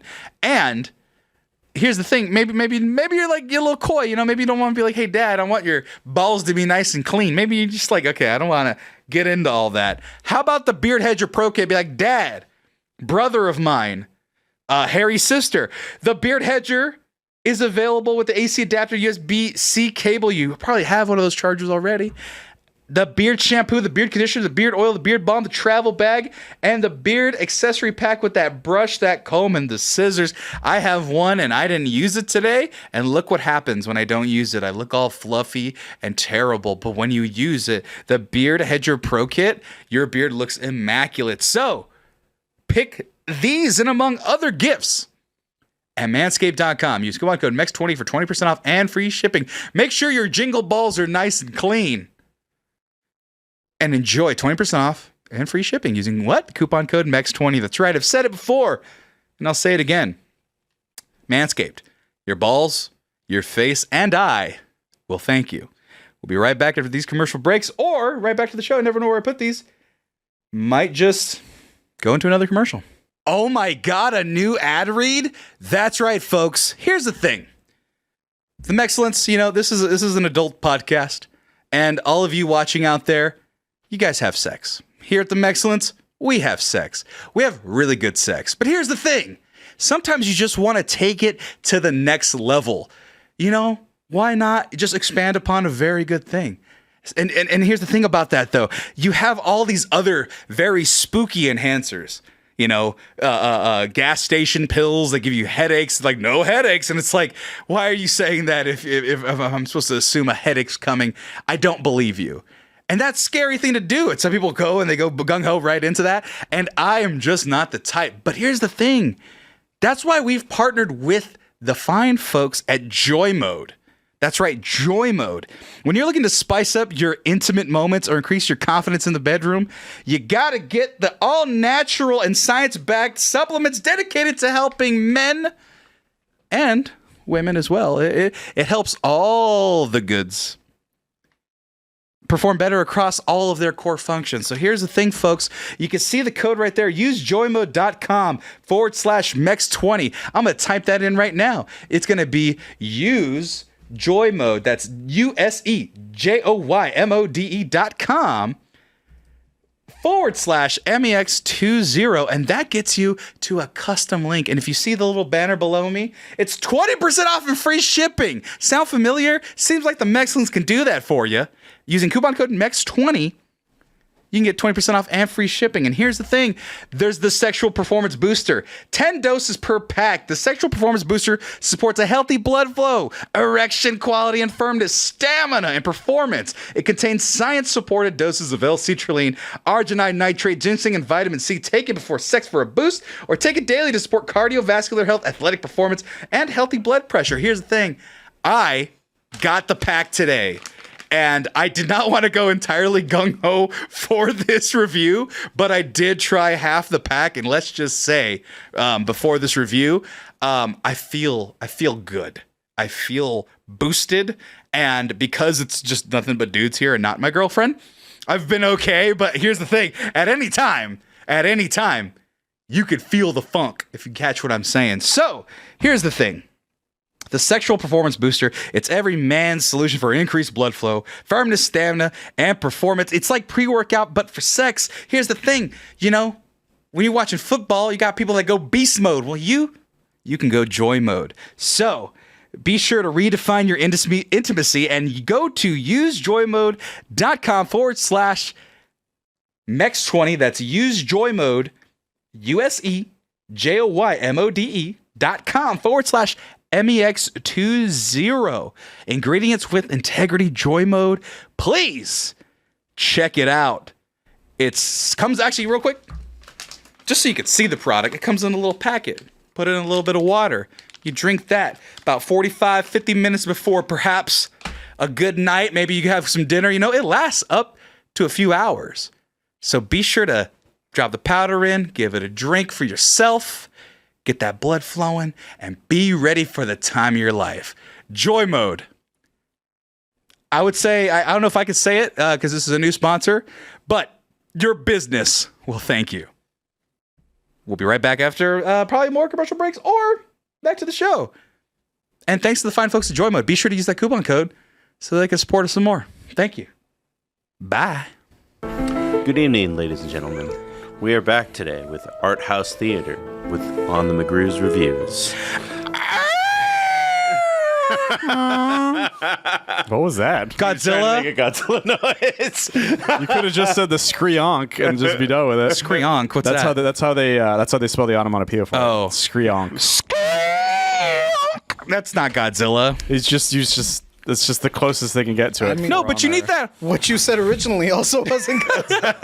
No, you gotta have that at the end, though. That little honk he does at the end. That's what the onk is. Oh, well. It's because it's a screonk. Is big, so it's Is he like a big goose? kind of, yeah. I mean, birds and dinosaurs right next to each other. Down or something. I forgot how they did it. I used to know that. I know it's like a slowed down Something string like that. instrument, I want to say. A lot of them nowadays are just roars, and then it has that onk at the end of it. Right. Well, guys, we're here to review the highest rated movie on Rotten Tomatoes, or is it IMDb? I think it's IMDb. Oh my IMDb God. of the year, Godzilla Minus One. It beat Oppenheimer.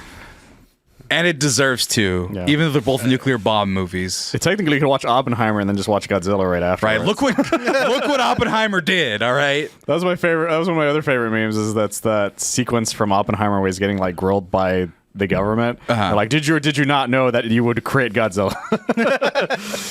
I mean, how do we even start this movie? It's one of the greatest films of the year, people are saying. I don't know if I started that. with the I will fact say, that like right off the bat, it is in my top 3 so far. Top 3? Yeah, I have. it's one of my top movies as well. Yeah, I got 5 movies left before I finalize that. But this has been a great year for movies, and Godzilla kind of came from nowhere. I mean, it's definitely beating the Marvels. That's for sure. It's definitely beating the Marvels. I still haven't seen the Marvels. You should. It's fine. It's one of the 4 movies I saw this year. Right, yeah. It is a movie, and it's all right. It's all right. You know what? I'm gonna say How have you only seen 4 movies? You're on a movie review podcast. The thing saw is, I four haven't movies. been I haven't been reviewing as much this year. I was writing those articles for the first 6 months. Yeah. And then after that, I just I was just Because you saw playing one of them games. that I'm like, it's on my list that I need to see this before I finalize it, and it's the Iron Claw. Oh I'm yeah, like, that one's good. In my defense, I've seen more than 4 movies. Just not all of them came out this year. I've seen like maybe 10 or 12. When I was packing to like move into our place, I blew through my Netflix queue. Like I saw Extraction 1, Extraction 2, The Gray Man, The White Man. oh my god.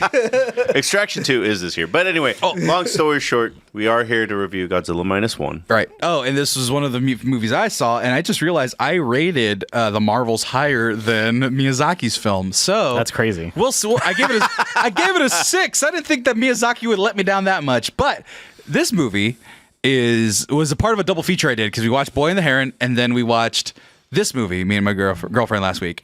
And Probably the right order. Yeah. That's the order I did it in. Right. That's And the order, yeah. I was still very sleepy, and so I slept through a good chunk of the first part of this movie, and then it ramps up, and you're just like, I was glued. I'm like, this is amazing. But here is the thing. I only saw the trailer like a month ago. I didn't see it. I went in blind. And it was that scene of Godzilla chasing after the fisherman's boat. Oh, yeah. And you see his pissed off eyes going like, I'm gonna murder you fuckers. And I got so scared on my phone. I was like, I have to go see this movie and it's gonna be awesome. And lo and behold, I watched it on a screen and it was awesome. It's one of those movies that I highly recommend anybody to watch on at the biggest screen that you have available. Yeah. Because it is so fucking crazy. Because let me preface this. This is old school Godzilla. This is like essentially a remake of the 1954 movie. I guess this is its 70th anniversary or something. Right, like that. yeah. They haven't made one since Shin Godzilla, which was 2014, 16. or something like that. 2016. I believe so. That one was made by the guy from Evangelion, and that movie is fucking weird as shit. But I love that shit out of that movie. I want to see that movie because it's got a weird fetus Godzilla. That movie has a very similar idea, which is that it is a giant criticism of the Japanese government.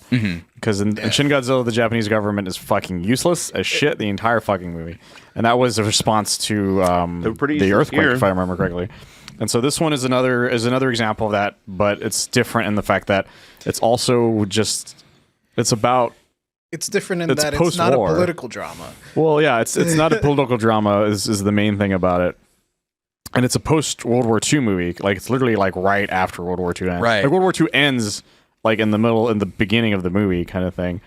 And it's such a fucking crazy... Because I was talking to Matt Frank about this for a little bit. Because Matt Frank, if you guys don't know, he drew the longest-running Godzilla comic in comic history.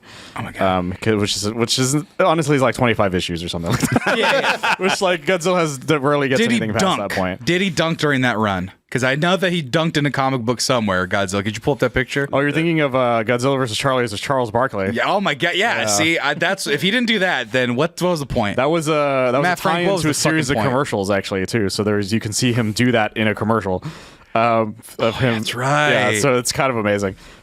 So we were talking about the difference between this Godzilla and say the other Godzillas. So Monster vs. Godzilla is the one that we have here in America.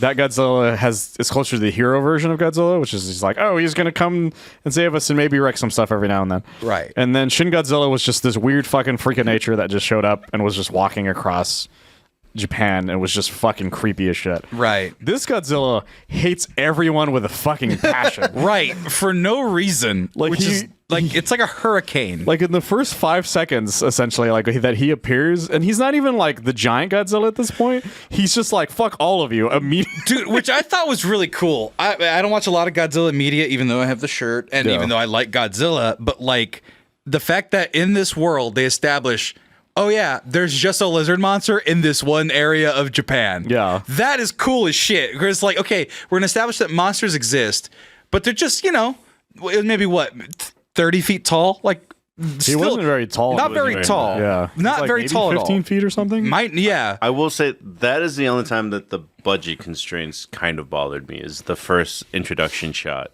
Oh. It's also It helps, probably why though. it's at night. Yeah. But it does look it helps at really night. bad. Like, that's the only issue that I have two issues with this movie. I've already talked to you about them, but one of them is like in the establishing shot of Godzilla being a threat. God, we're going to get way more in depth than we are in the other movie. It's a really good movie. But it doesn't look the best. That being said, after that, this is because I did grow up watching Godzilla movies. I can name 20 monsters probably if you give me enough time. Gigan, Rodan, Ankylosaurus. Like, I know all of them and I've seen all of them.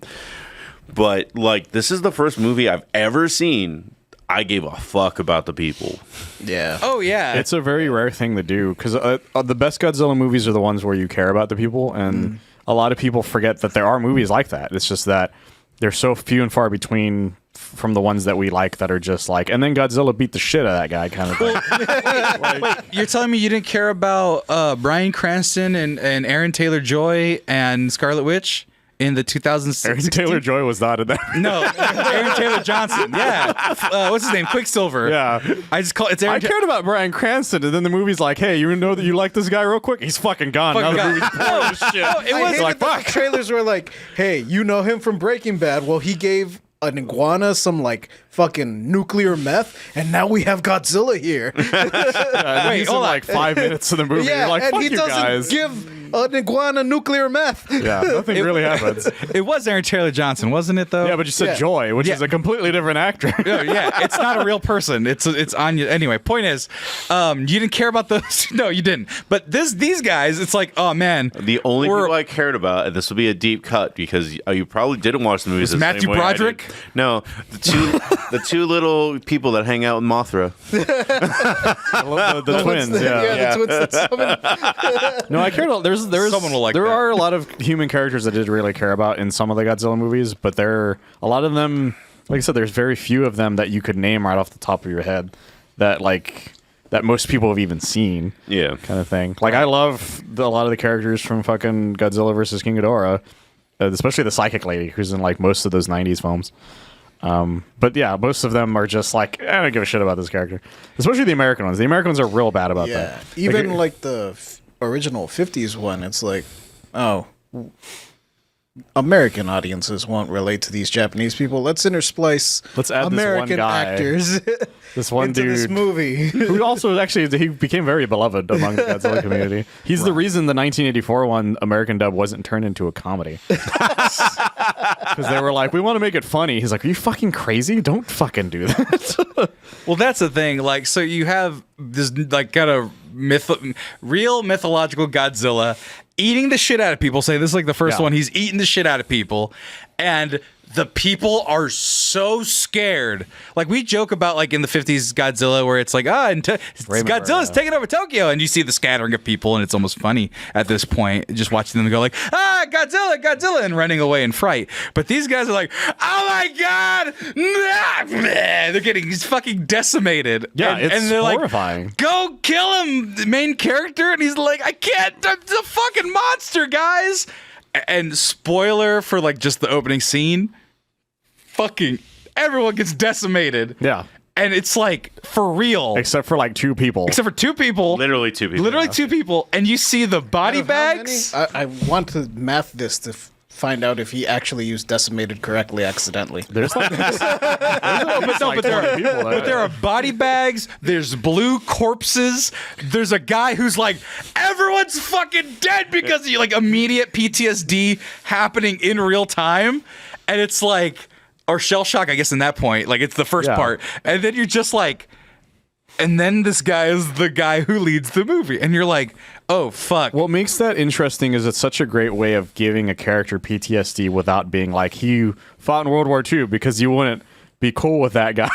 Right, Like, yeah. as an he was- American audience, he was you're a part like, of the fucking he's like, Axis. because if he was like, I have PTSD for killing Americans, you're like, I don't really think I like this guy now. Right. But instead, he has PTSD because he's like, I saw Godzilla and my life changed forever. Well, not only did he see Godzilla, but ultimately this guy is a fucking coward. Yeah, he failed And at he both knows being in it. war as well as fighting Godzilla. Right. So he is a double coward within the first 5 minutes. Yeah.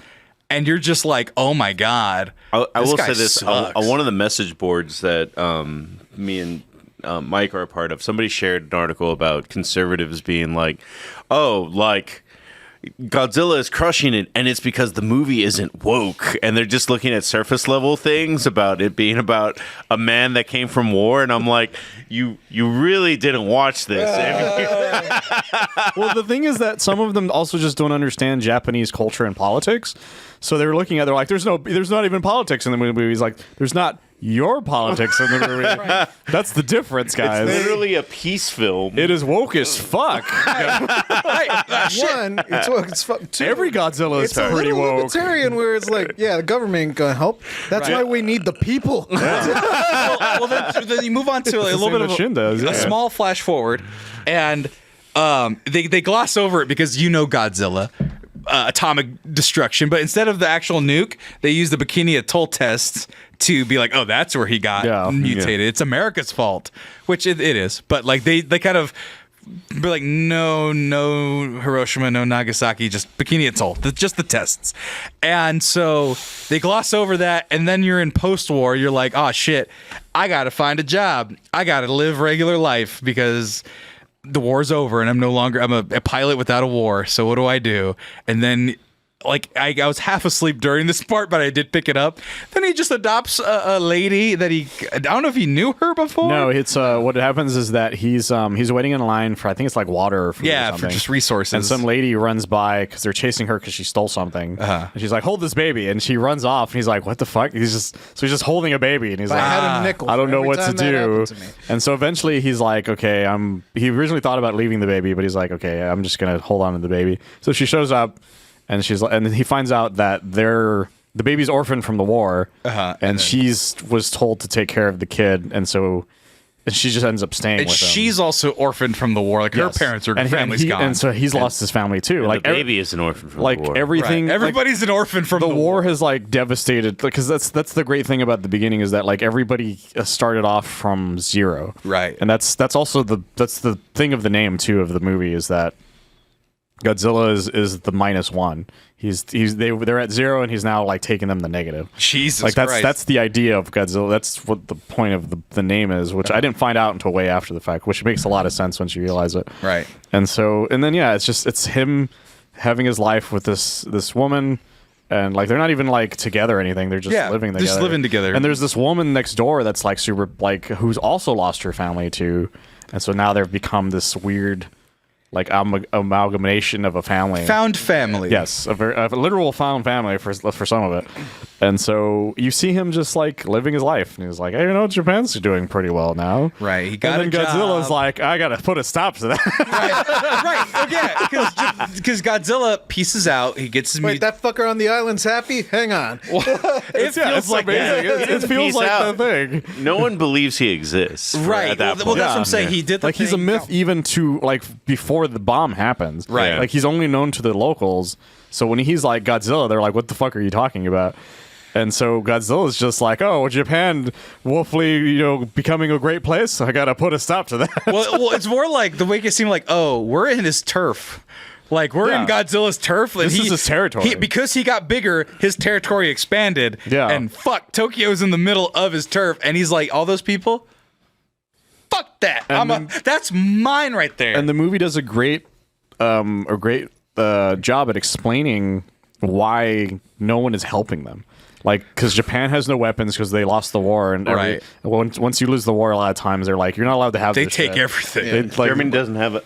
Japan doesn't have a military today, really. Yeah, they still don't. Yeah, and so a lot of their stuff was taken from them. There are a lot of rules were on. Like this wasn't brought up, but a lot of rules were imposed on them that accidentally caused a lot of effects on them that we'll not go into. Yeah, like fucking hentai. Yeah, that is America's fault. Not a joke. That's right. And so And so what happens is that Yeah. America is like, well, we caused this, but we can't help you because we're deep into the Cold War. We're in the Cold War now. Sorry, Yeah, guys. we started the Cold War, If and the Soviets see us over there, they'll think it's like aggression, and that can cause some issues. So we're not allowed to do anything. And so like, well, what about everybody else? Like, well, everybody else is still like post-war. Like, no, everybody's fucked at the moment, Right. And so Japan doesn't know what to do, and so the most fucked up part. This is part of the government issue, the government criticisms throughout the movie, which is that Japan just doesn't want to admit something is happening, Right. and so that progresses into further stuff that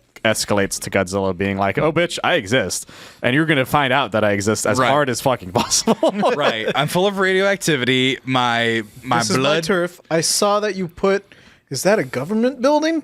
I would rather have a crater there. It's amazing. Like, there's the moment he first gets on land, you're just like, because most Godzillas, and I do mean this because there's different Godzillas. A lot of Godzillas just sort of get on land and they just start walking forward. Right, yeah. And so the reason they're destroying things is because they're walking forward. Whereas there's two other Godzillas I can point to that act similar to this, which is the GMK Godzilla, which is the kind of undeady looking Godzilla with like the white eyes, who's just like hates everybody. And then there's Godzilla versus King Ghidorah, because that version is like just hates everybody too. So that one destroys things. But this one, when he gets on land, the first thing he sees, he just immediately goes after, and he goes after everything. Oh yeah. Like, it's because even those other ones, a lot of the times they tend to leave things in the area alone. This Godzilla goes out of his way to be like, okay, that thing behind me, I'm also going to destroy that thing over there, over there. Right. Like he's like, everything here has to go. I'm not going to give too much away. We should actually stop with the spoilers. This is as far as I'm going, because at this point, there's like that's where full things happen. But I will say, like, this Godzilla is so aggro that the trap it falls for is not something that other Godzillas would have fallen for. All the other Godzillas, like, because the way they even trick him to getting in there is not. All the other Godzillas would have just ignored entirely. And this Godzilla, even the way he moves is like the old timey one. It's like they're mimicking a guy in a suit walking back and forth, because he's very upright. His hands stay kind of here. small chest. And, he's small chest and is very hippie. And so he's very upright and he just shifts back and forth. And you're like, oh, he's taking real choppy steps. That's not intimidating, until you see the earth like lift from the ground and people getting mushed and stuff. And you're like, oh my God. When they're running and he steps on the street and it's just the street is coming up behind them. Right. You're like, fucking run, guys. Right. Like, Right. And it makes it very visceral, where you're just in the crowd, the way it's shot. You're in the crowd. You're looking up at Godzilla and you're like, fuck. This movie, where he's small enough you can avoid, but you have to go. I was about to say, you say you can avoid him. I thought one of the most terrifying things when he attacks the city is just his fucking tail that just sweeps. You forget it's there. because this movie is the scariest Godzilla's ever been. Like, and that's not totally. Like, I'm not even joking about that, because like I've seen every Godzilla movie I possibly can over the years, and a lot of the reasons you're not usually scared of Godzilla in a lot of movies is that since it is a guy in a suit, it's all like it's like almost like a helicopter view. You're seeing from a large distance. So when you see a building explode, it's a miniature, and you're like, okay, that's like, it's Power Rangers. It looks fine. Like you're not freaked out about it. And then some of the other ones where it does kind of push them into like a more of like a first person kind of thing, you're still not as afraid of him because he's still kind of slow. You're still like, I can definitely run long enough and I could probably get far enough away that I'm not that worried. And then Shin Godzilla was creepy only because he was just fucking creepy. Right, just looked weird. He was creepy. He just looked weird.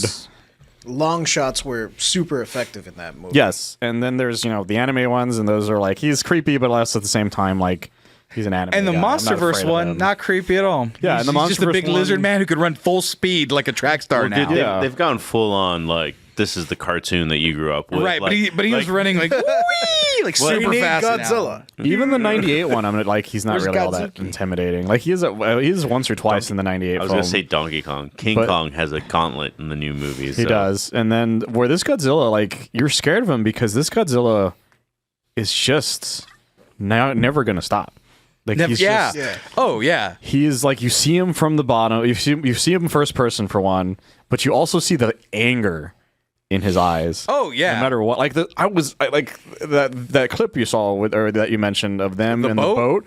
I've never been more terrified for a group of people in my life. Because his eyes look like I'm going to get you individually, Mike. And because he's just like looking, like, because you see Godzilla, he's looking at general populaces and buildings. Yeah. But then when you're seeing a monster who's like, oh, I tracked you 4 motherfuckers, I'm going to eat the shit out of you. And he won't stop. And you're in this little pontoon boat that's made of wood.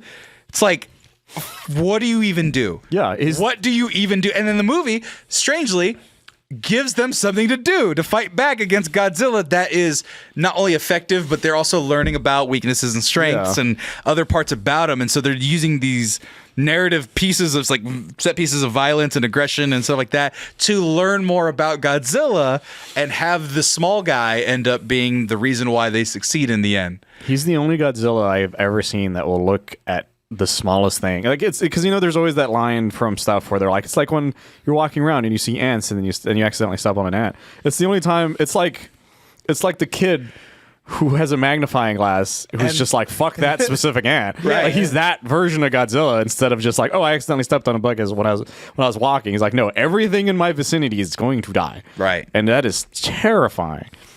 And I think and that's what makes this movie so effective for why you're afraid of this man who just wants to kind of move on with his life. Right. And nothing in the world is going to let him.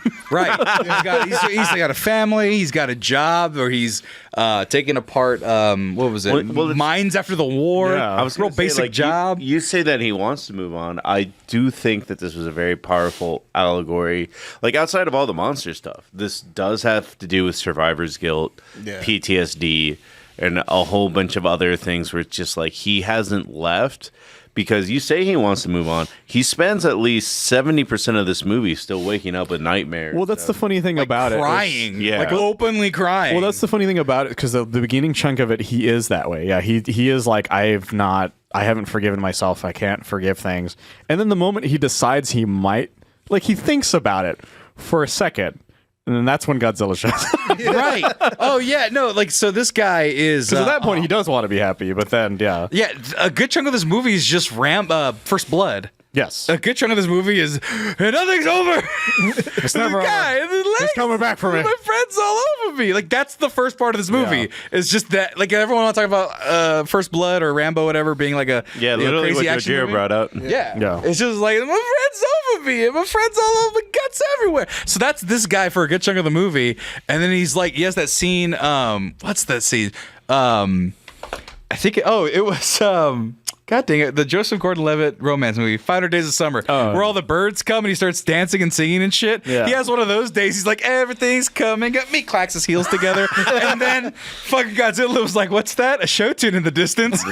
Time to attack Tokyo. I was Fuck about everybody. to say, that doesn't end well for Jason Gordon-Levitt either. Oh, it doesn't, yeah. He does not get murdered by Where Godzilla. shows up and destroys Joseph Gordon-Levitt in that movie. No one saw that coming. Right. No, but and then Godzilla was like, did I hear joy? I think you just sold 500 Days of Summer to me. I want that cut of 500 Days of Summer. The Godzilla cut. And so It turns out that she did want to be with him until Godzilla killed her. And so now this ragtag group of former soldiers and one guy who was never a soldier, he was too young to be a soldier, are like somehow lead. Actually, spoilers. Yes, This is light where I'm just spoilers. going I to love that spoilers. whole group of I love that with. scene where it's just like it's a group of battle-hardened soldiers. I love the admiral too, just being like, "Hey, bro, the government's not going to help us. It's just us." I hate to ask you again.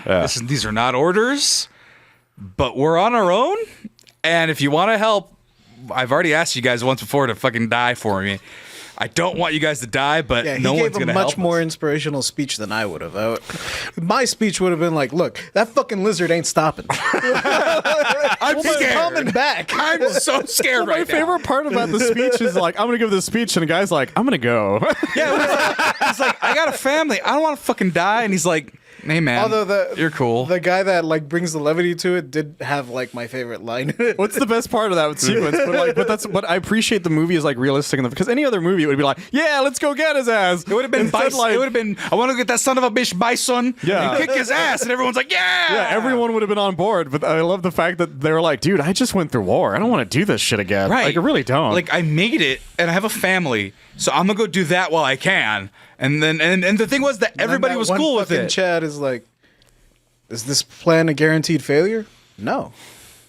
Better odds than the war. Let's go. I love that. Like, this movie makes you love everybody. Like every single human being on the ground. Like even the guys who hates the main character with a passion. You're like, I like that guy.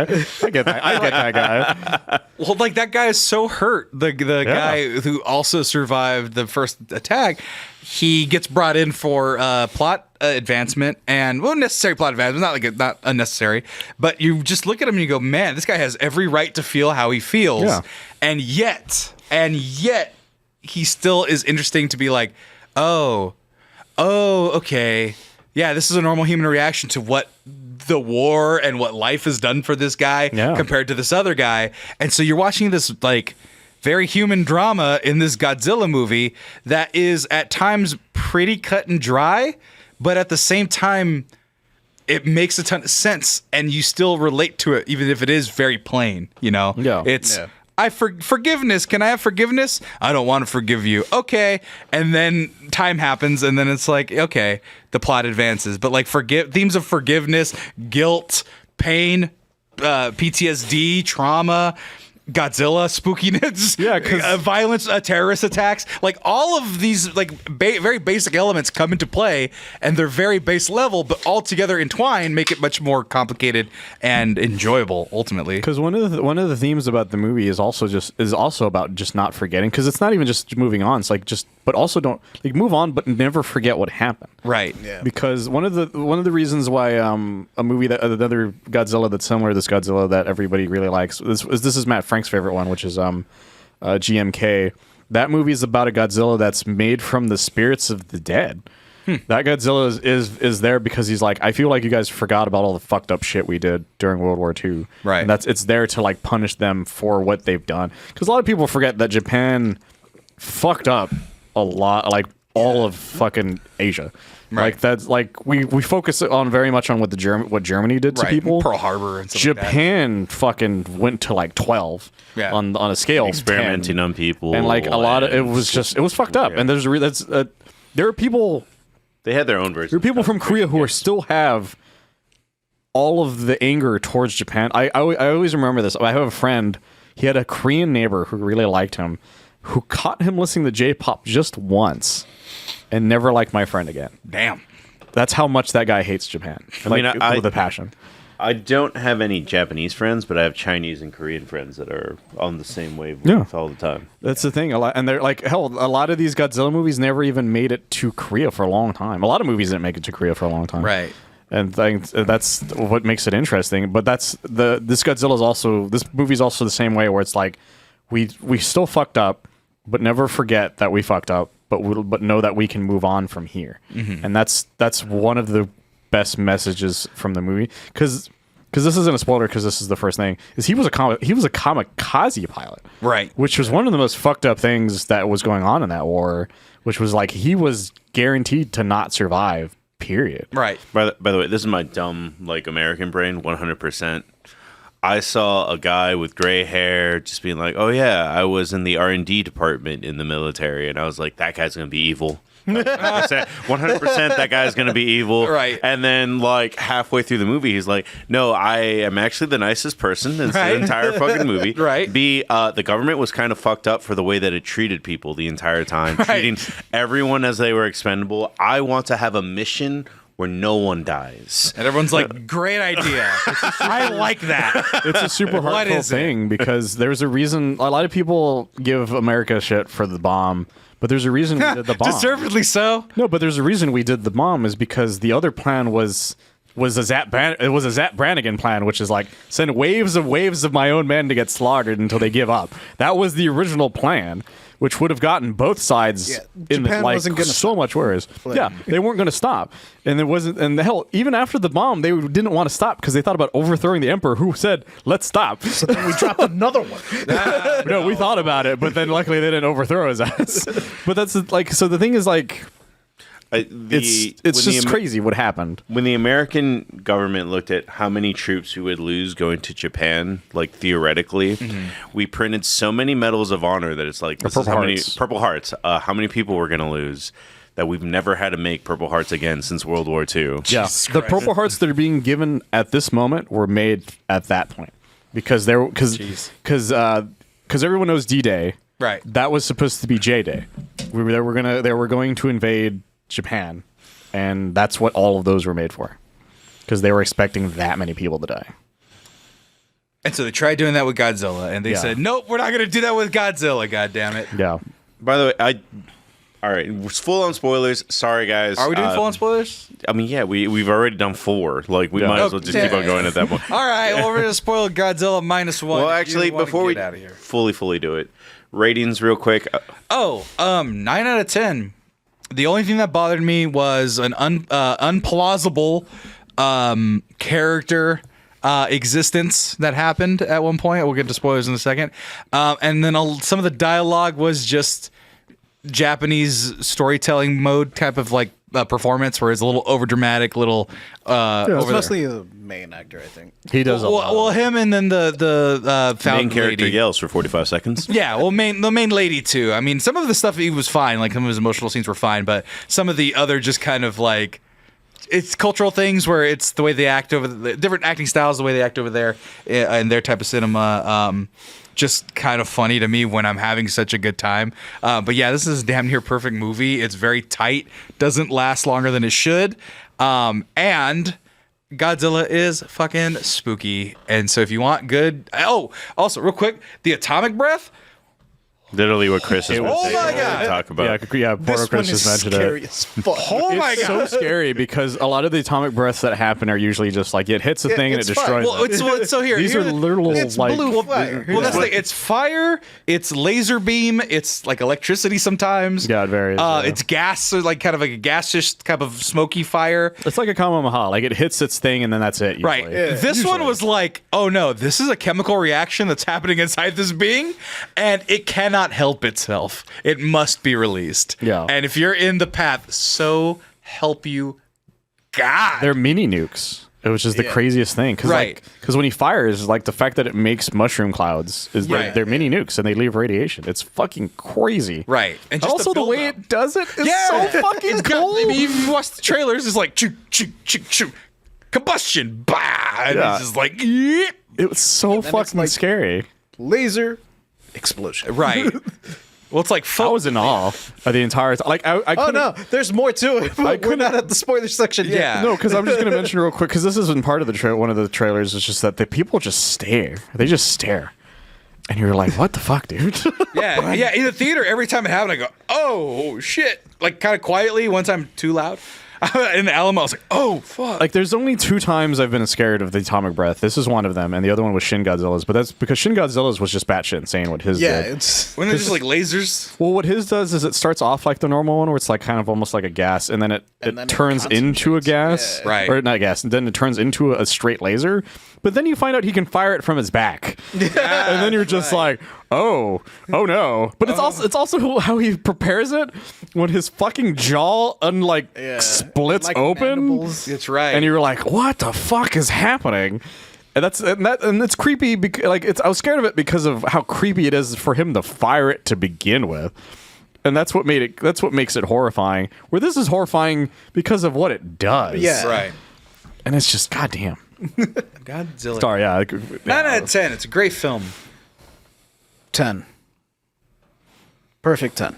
I'm used to the Japanese acting. I watch a lot of Japanese media. But this had me hooked from beginning to end. There wasn't really a lull for me. It's not wholly flawless, like Mark mentioned. Godzilla doesn't look great at the start, and there's sort of an inherent flaw with almost all Godzilla movies where like you got to give the humans time to prepare for Godzilla. Right. So Godzilla just kind of is like, all right, I nuked that building to send a message. Everyone get the fuck out of here in like 2 weeks. I'll be back. Right. He's fucking Namor. Yeah, and then he just Pretty fucks much. off for like 2 weeks, and you're like, he's a wild animal. Like, he should be just like causing chaos. Right. That was the funniest part because it's just like, oh, I'm tired now. I'm just gonna go. Yeah, it's like, I'm gonna go hang alright. out in the. I'm gonna hang out in the ocean I now think and you then fucking come back. monkeys got the message. Right. He turns into Frieza for some reason. Right. Just know if you guys are still here when I come back, just know. I'm gonna go check on what like the Soviets are doing. Right. Because my territory's wide. Right. And then I'm gonna come back here. No, I'm gonna fuck with the Filipinos for a while. They're on the south end of my domain. What? But No, I can't make that joke. It's good.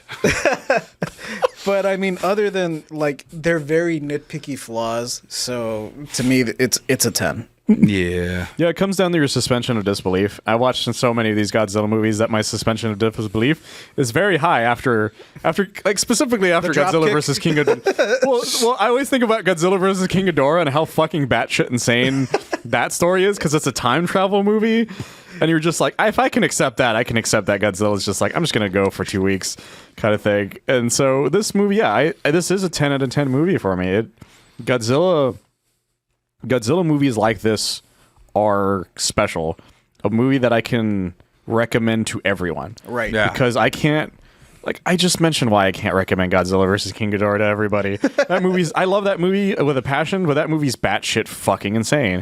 GMK, I had to explain that Godzilla's made out of the spirits of dead people.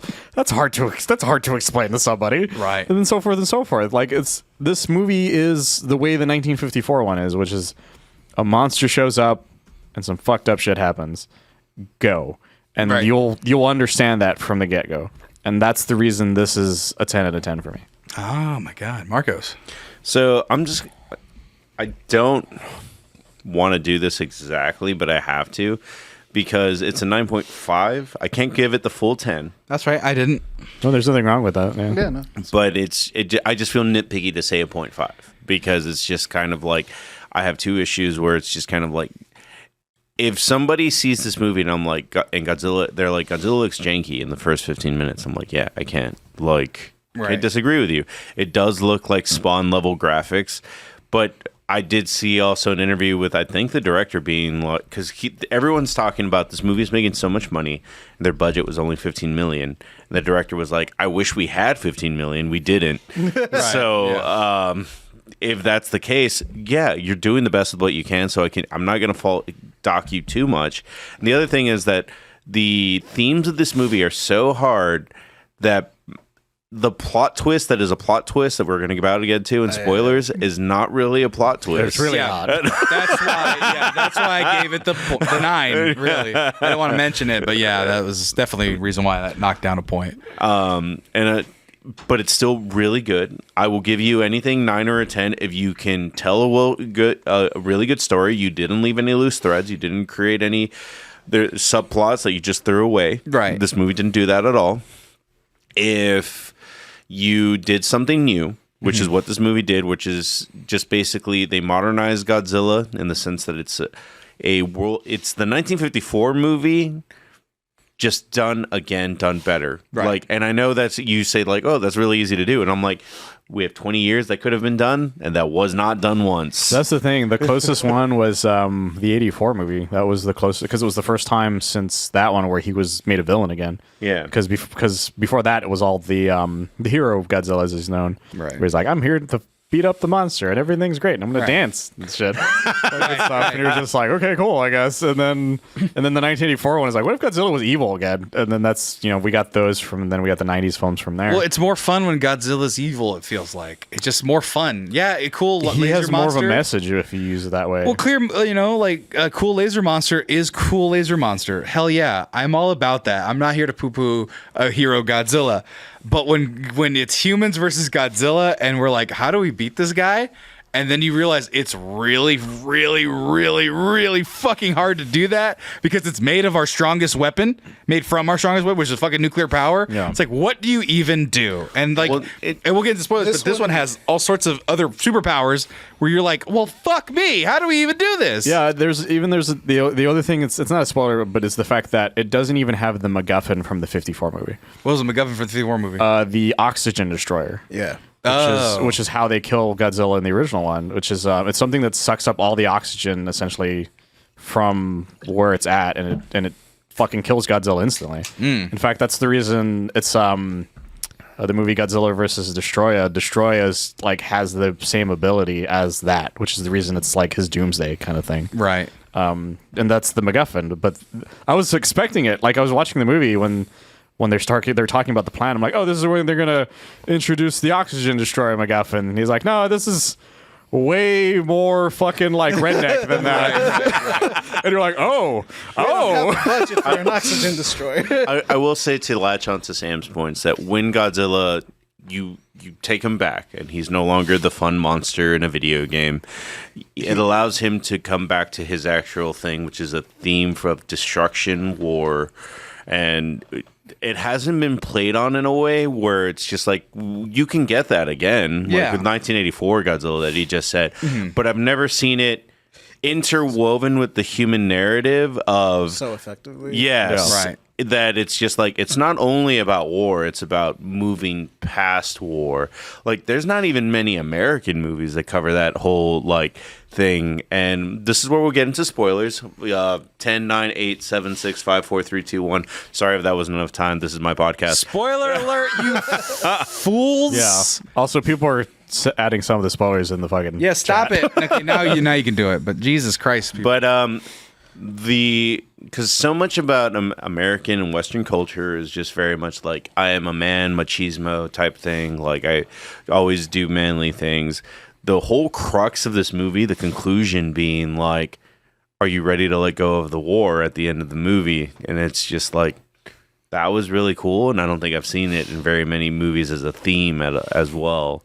But Psych, I'm alive, bitches! Post-credit scene! Yeah, man. yeah, that is also another reason this is a 9.5. Right.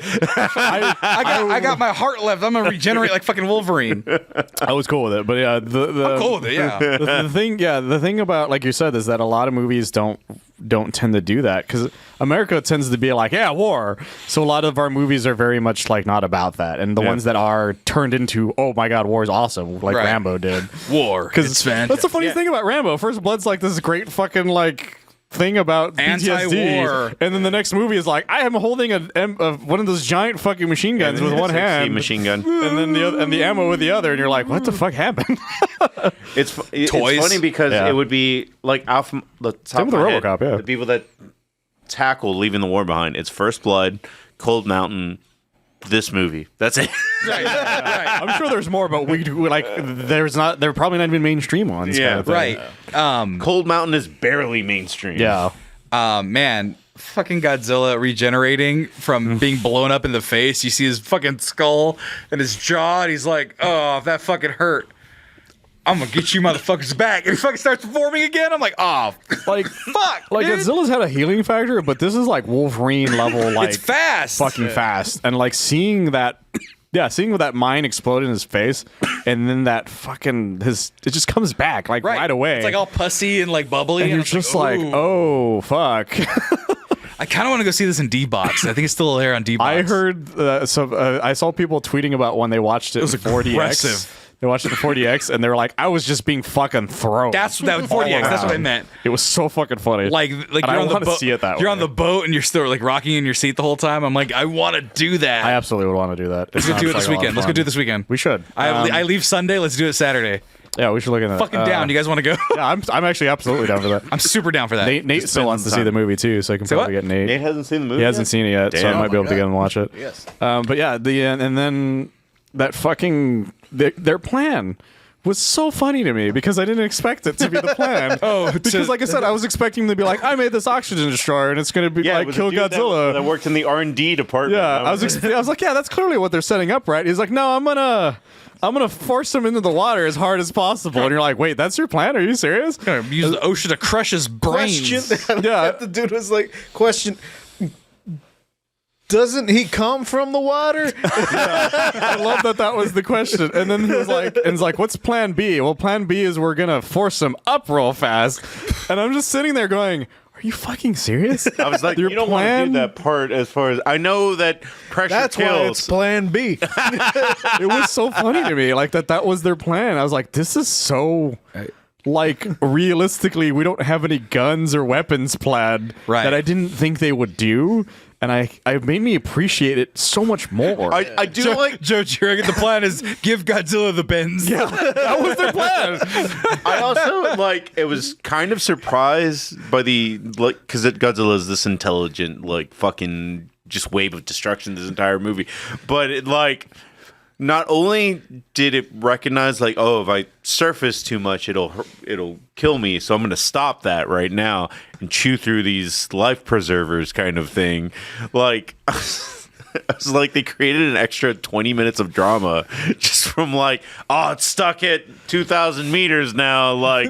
What the fuck Not are we enough gonna to kill it. Right, what do we even do? I love that whole third act and the second version of, because there's three.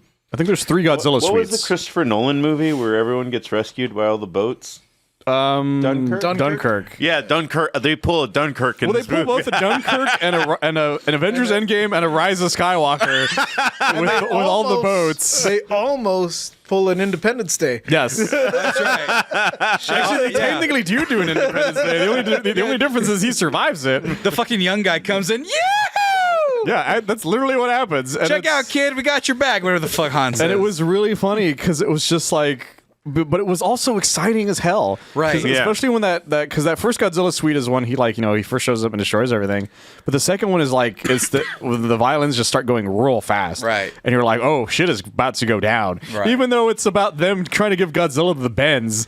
And you're just like, this is super exciting. right. And it's working. You see him bubbling up, and he's like, this hurts. Yeah, he's pressure. It hurts. He's like, so what the bad." fuck is happening? He's like, Ow! he didn't know this was a thing that could happen. Right, which is yeah, what are you doing? You fucking pressurize a fucking wolf. It's like wolf's gonna be bark, Yeah, ow. like Godzilla's just Shit. like, water, you've betrayed me.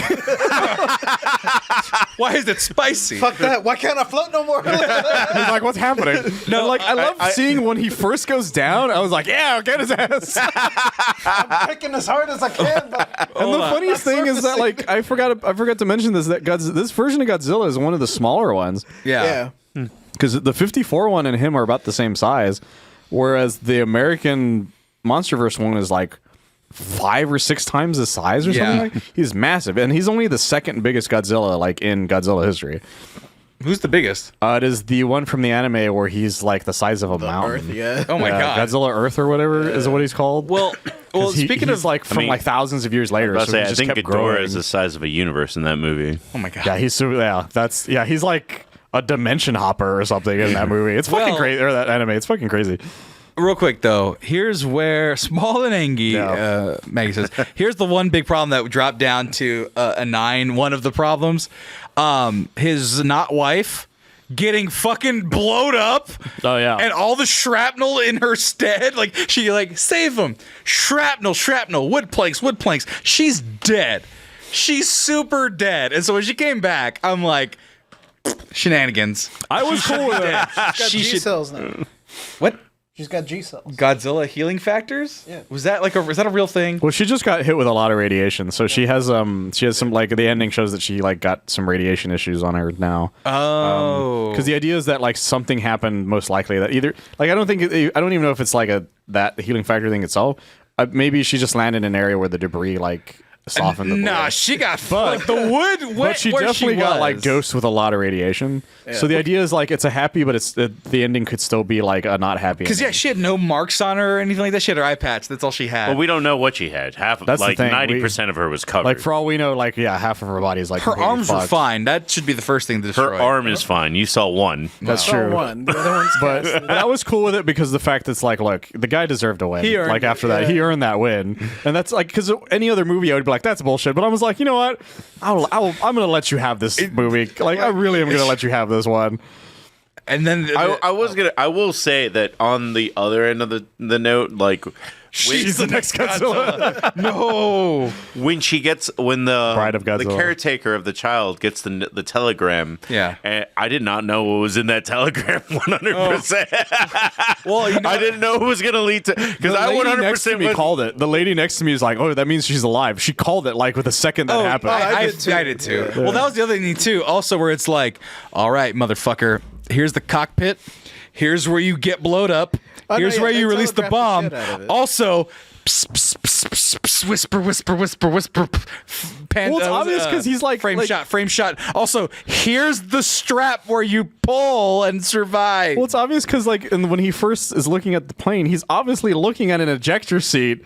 And so clearly he's explaining it to him. Right, ejector seat. They telegraph. That's why I didn't really hold it against the film, because it's like, you want me to know this. Yeah, you want me to know that that's what's happening. Yeah, but that's what I'm saying. Like, I would have preferred it not being for babies, and then just cut that scene, and it's a 9.75 at this point. Cut that 3 seconds that he's doing. Look at the Nolan tried that, and we were all like, "There's no way Batman would have survived." That's true. Yeah. Batman wouldn't have survived that either way. That's the issue with that movie. But narratively, they wrote it away, which was we had kamikazes. That wasn't cool. That's literally what the guy says, for the most part. So it's like, it was set up with the words, and you take away those 3 seconds where that little white shot where he's like, pss, pss, pss, pss, pss, pss. Well, the idea is that done. the idea is that it's also the guy being like, look, you've learned your lesson. You've taken what I've told you, and you've carried it with you for so long that you don't deserve this anymore. Even I don't think you deserve this anymore, kind of thing. And it's a heartfelt thing, Right? And it's just, but at the same time, it's still accidentally, or not accidentally, it still just makes that part not as exciting about him, ejecting that exact moment. Right. So yeah, I don't know. It's just crazy. It is. Here's a funny random thought that I had about that whole ejector seat thing, and I'm like, because the new Star Wars movies are a whole fucking mess, like, that was the theme of, like, no, you don't win wars by, like, hating who you want to fight, but by remembering what... That was that theme done right. Yeah. It's the actual theme done correctly. Ultimately, it's a story about family. It is, too, actually. That's what I mean. No, but fucking, what's her name? Wow. Rose? Rose, no, Leia. Oh. What's her name? Carrie Fisher. Did that little promo. Ultimately, it's a story about family. Yes, it is. Carrie Fisher. Now go to But she was too dead to do the last one. No, she was just elderly enough to do the second one. And Yeah, she was supposed to have a lot of lines in the third one, apparently. They fucked up a lot. They banked on that one, her staying alive the most, and then Which is the funniest thing is that they killed the other two people that could have absolutely been that movie. Well, Harrison Ford was done. I don't want to be in this fucking movie anymore. That was the exact same thing I said to my brother. I was like, they fucked up real hard. The one person they should have killed ahead of time is the one person that they didn't. Right. It's just so fucking funny. But yeah, Harrison Ford was like, I'm tired of being Han Solo. He probably his clause was probably like, I die, right? And they're like, do you want to die? He's like, yes, I die, right? Please kill me. It's a Dyson's too. Those were probably his first words when they called him. So I die, right? Well, and then oh, go ahead. Oh no, I was gonna make the same joke. I was like, I'm pretty sure that was like what cinched them. Yeah, J.J. Abrams called. He saw that's who it was. And he's like, so I died. Those were his first words to J.J. Abrams. Wasn't even hello. And then he's like super stoked to do Dial of Destiny, which I saw on Disney Plus. Well, because he likes Indiana Jones. Well, that's what I'm saying. No, but I just saw that movie and he's over there fucking doing time travel and shit. So it's like, I love Harrison Ford. I love Indiana Jones. I'm a young man now. It's like, okay, go to sleep also as well. But now he's no longer Red Hulk, which makes me think he's going to die soon. He keeps crashing planes. Yeah. In real life. Yeah. He's 87 years old. And he's married to Callista Flockhart. Yeah, who's only like 2 years or 4 years younger than him. Yeah. Good job. Also, he's super, super high at all times, from what I hear. Yeah. What if probably why he keeps crashing planes. Probably. What if Harrison Ford was the lead in this movie? Have you ever heard that story about the guy who was like watching Star Wars and when he saw Harrison Ford for the first time in there? Because Harrison Ford back in the day was before he was an actor, he was very much a carpenter. Yeah, and one of his main jobs was adding hiding spots for weed for celebrities in their furniture, and that was how a lot of people in the business knew him at the time. Oh. So one of the guys says that he went to go watch Star Wars for the first time, and he goes, "Wait, that's my weed dealer." It's my weed carpenter. Weed carpenter. Like, you know what? We need to DM Harrison Ford and be like, "Hey, bro." Yeah, it's kind of amazing. We have these style of cabinets. I was about to say, I haven't looked too hard. We can hide weed in a lot of places in our apartment without looking. Probably. Get a weed carpenter though. It's a dead job that we need to bring back. It's a talent that has sorely been lost to It's not a time. dead job. No. There's carpenters. There are carpenters who are high. There are people who are high. There are not carpenters who specialize in weed compartments. Yes, who also became spaceship pilots. Who also did the Kessel Run in 12 parsecs. Yes. All right, guys, that is our show for tonight because we have not talked about Godzilla in 5 minutes. But They say he's got to go Godzilla.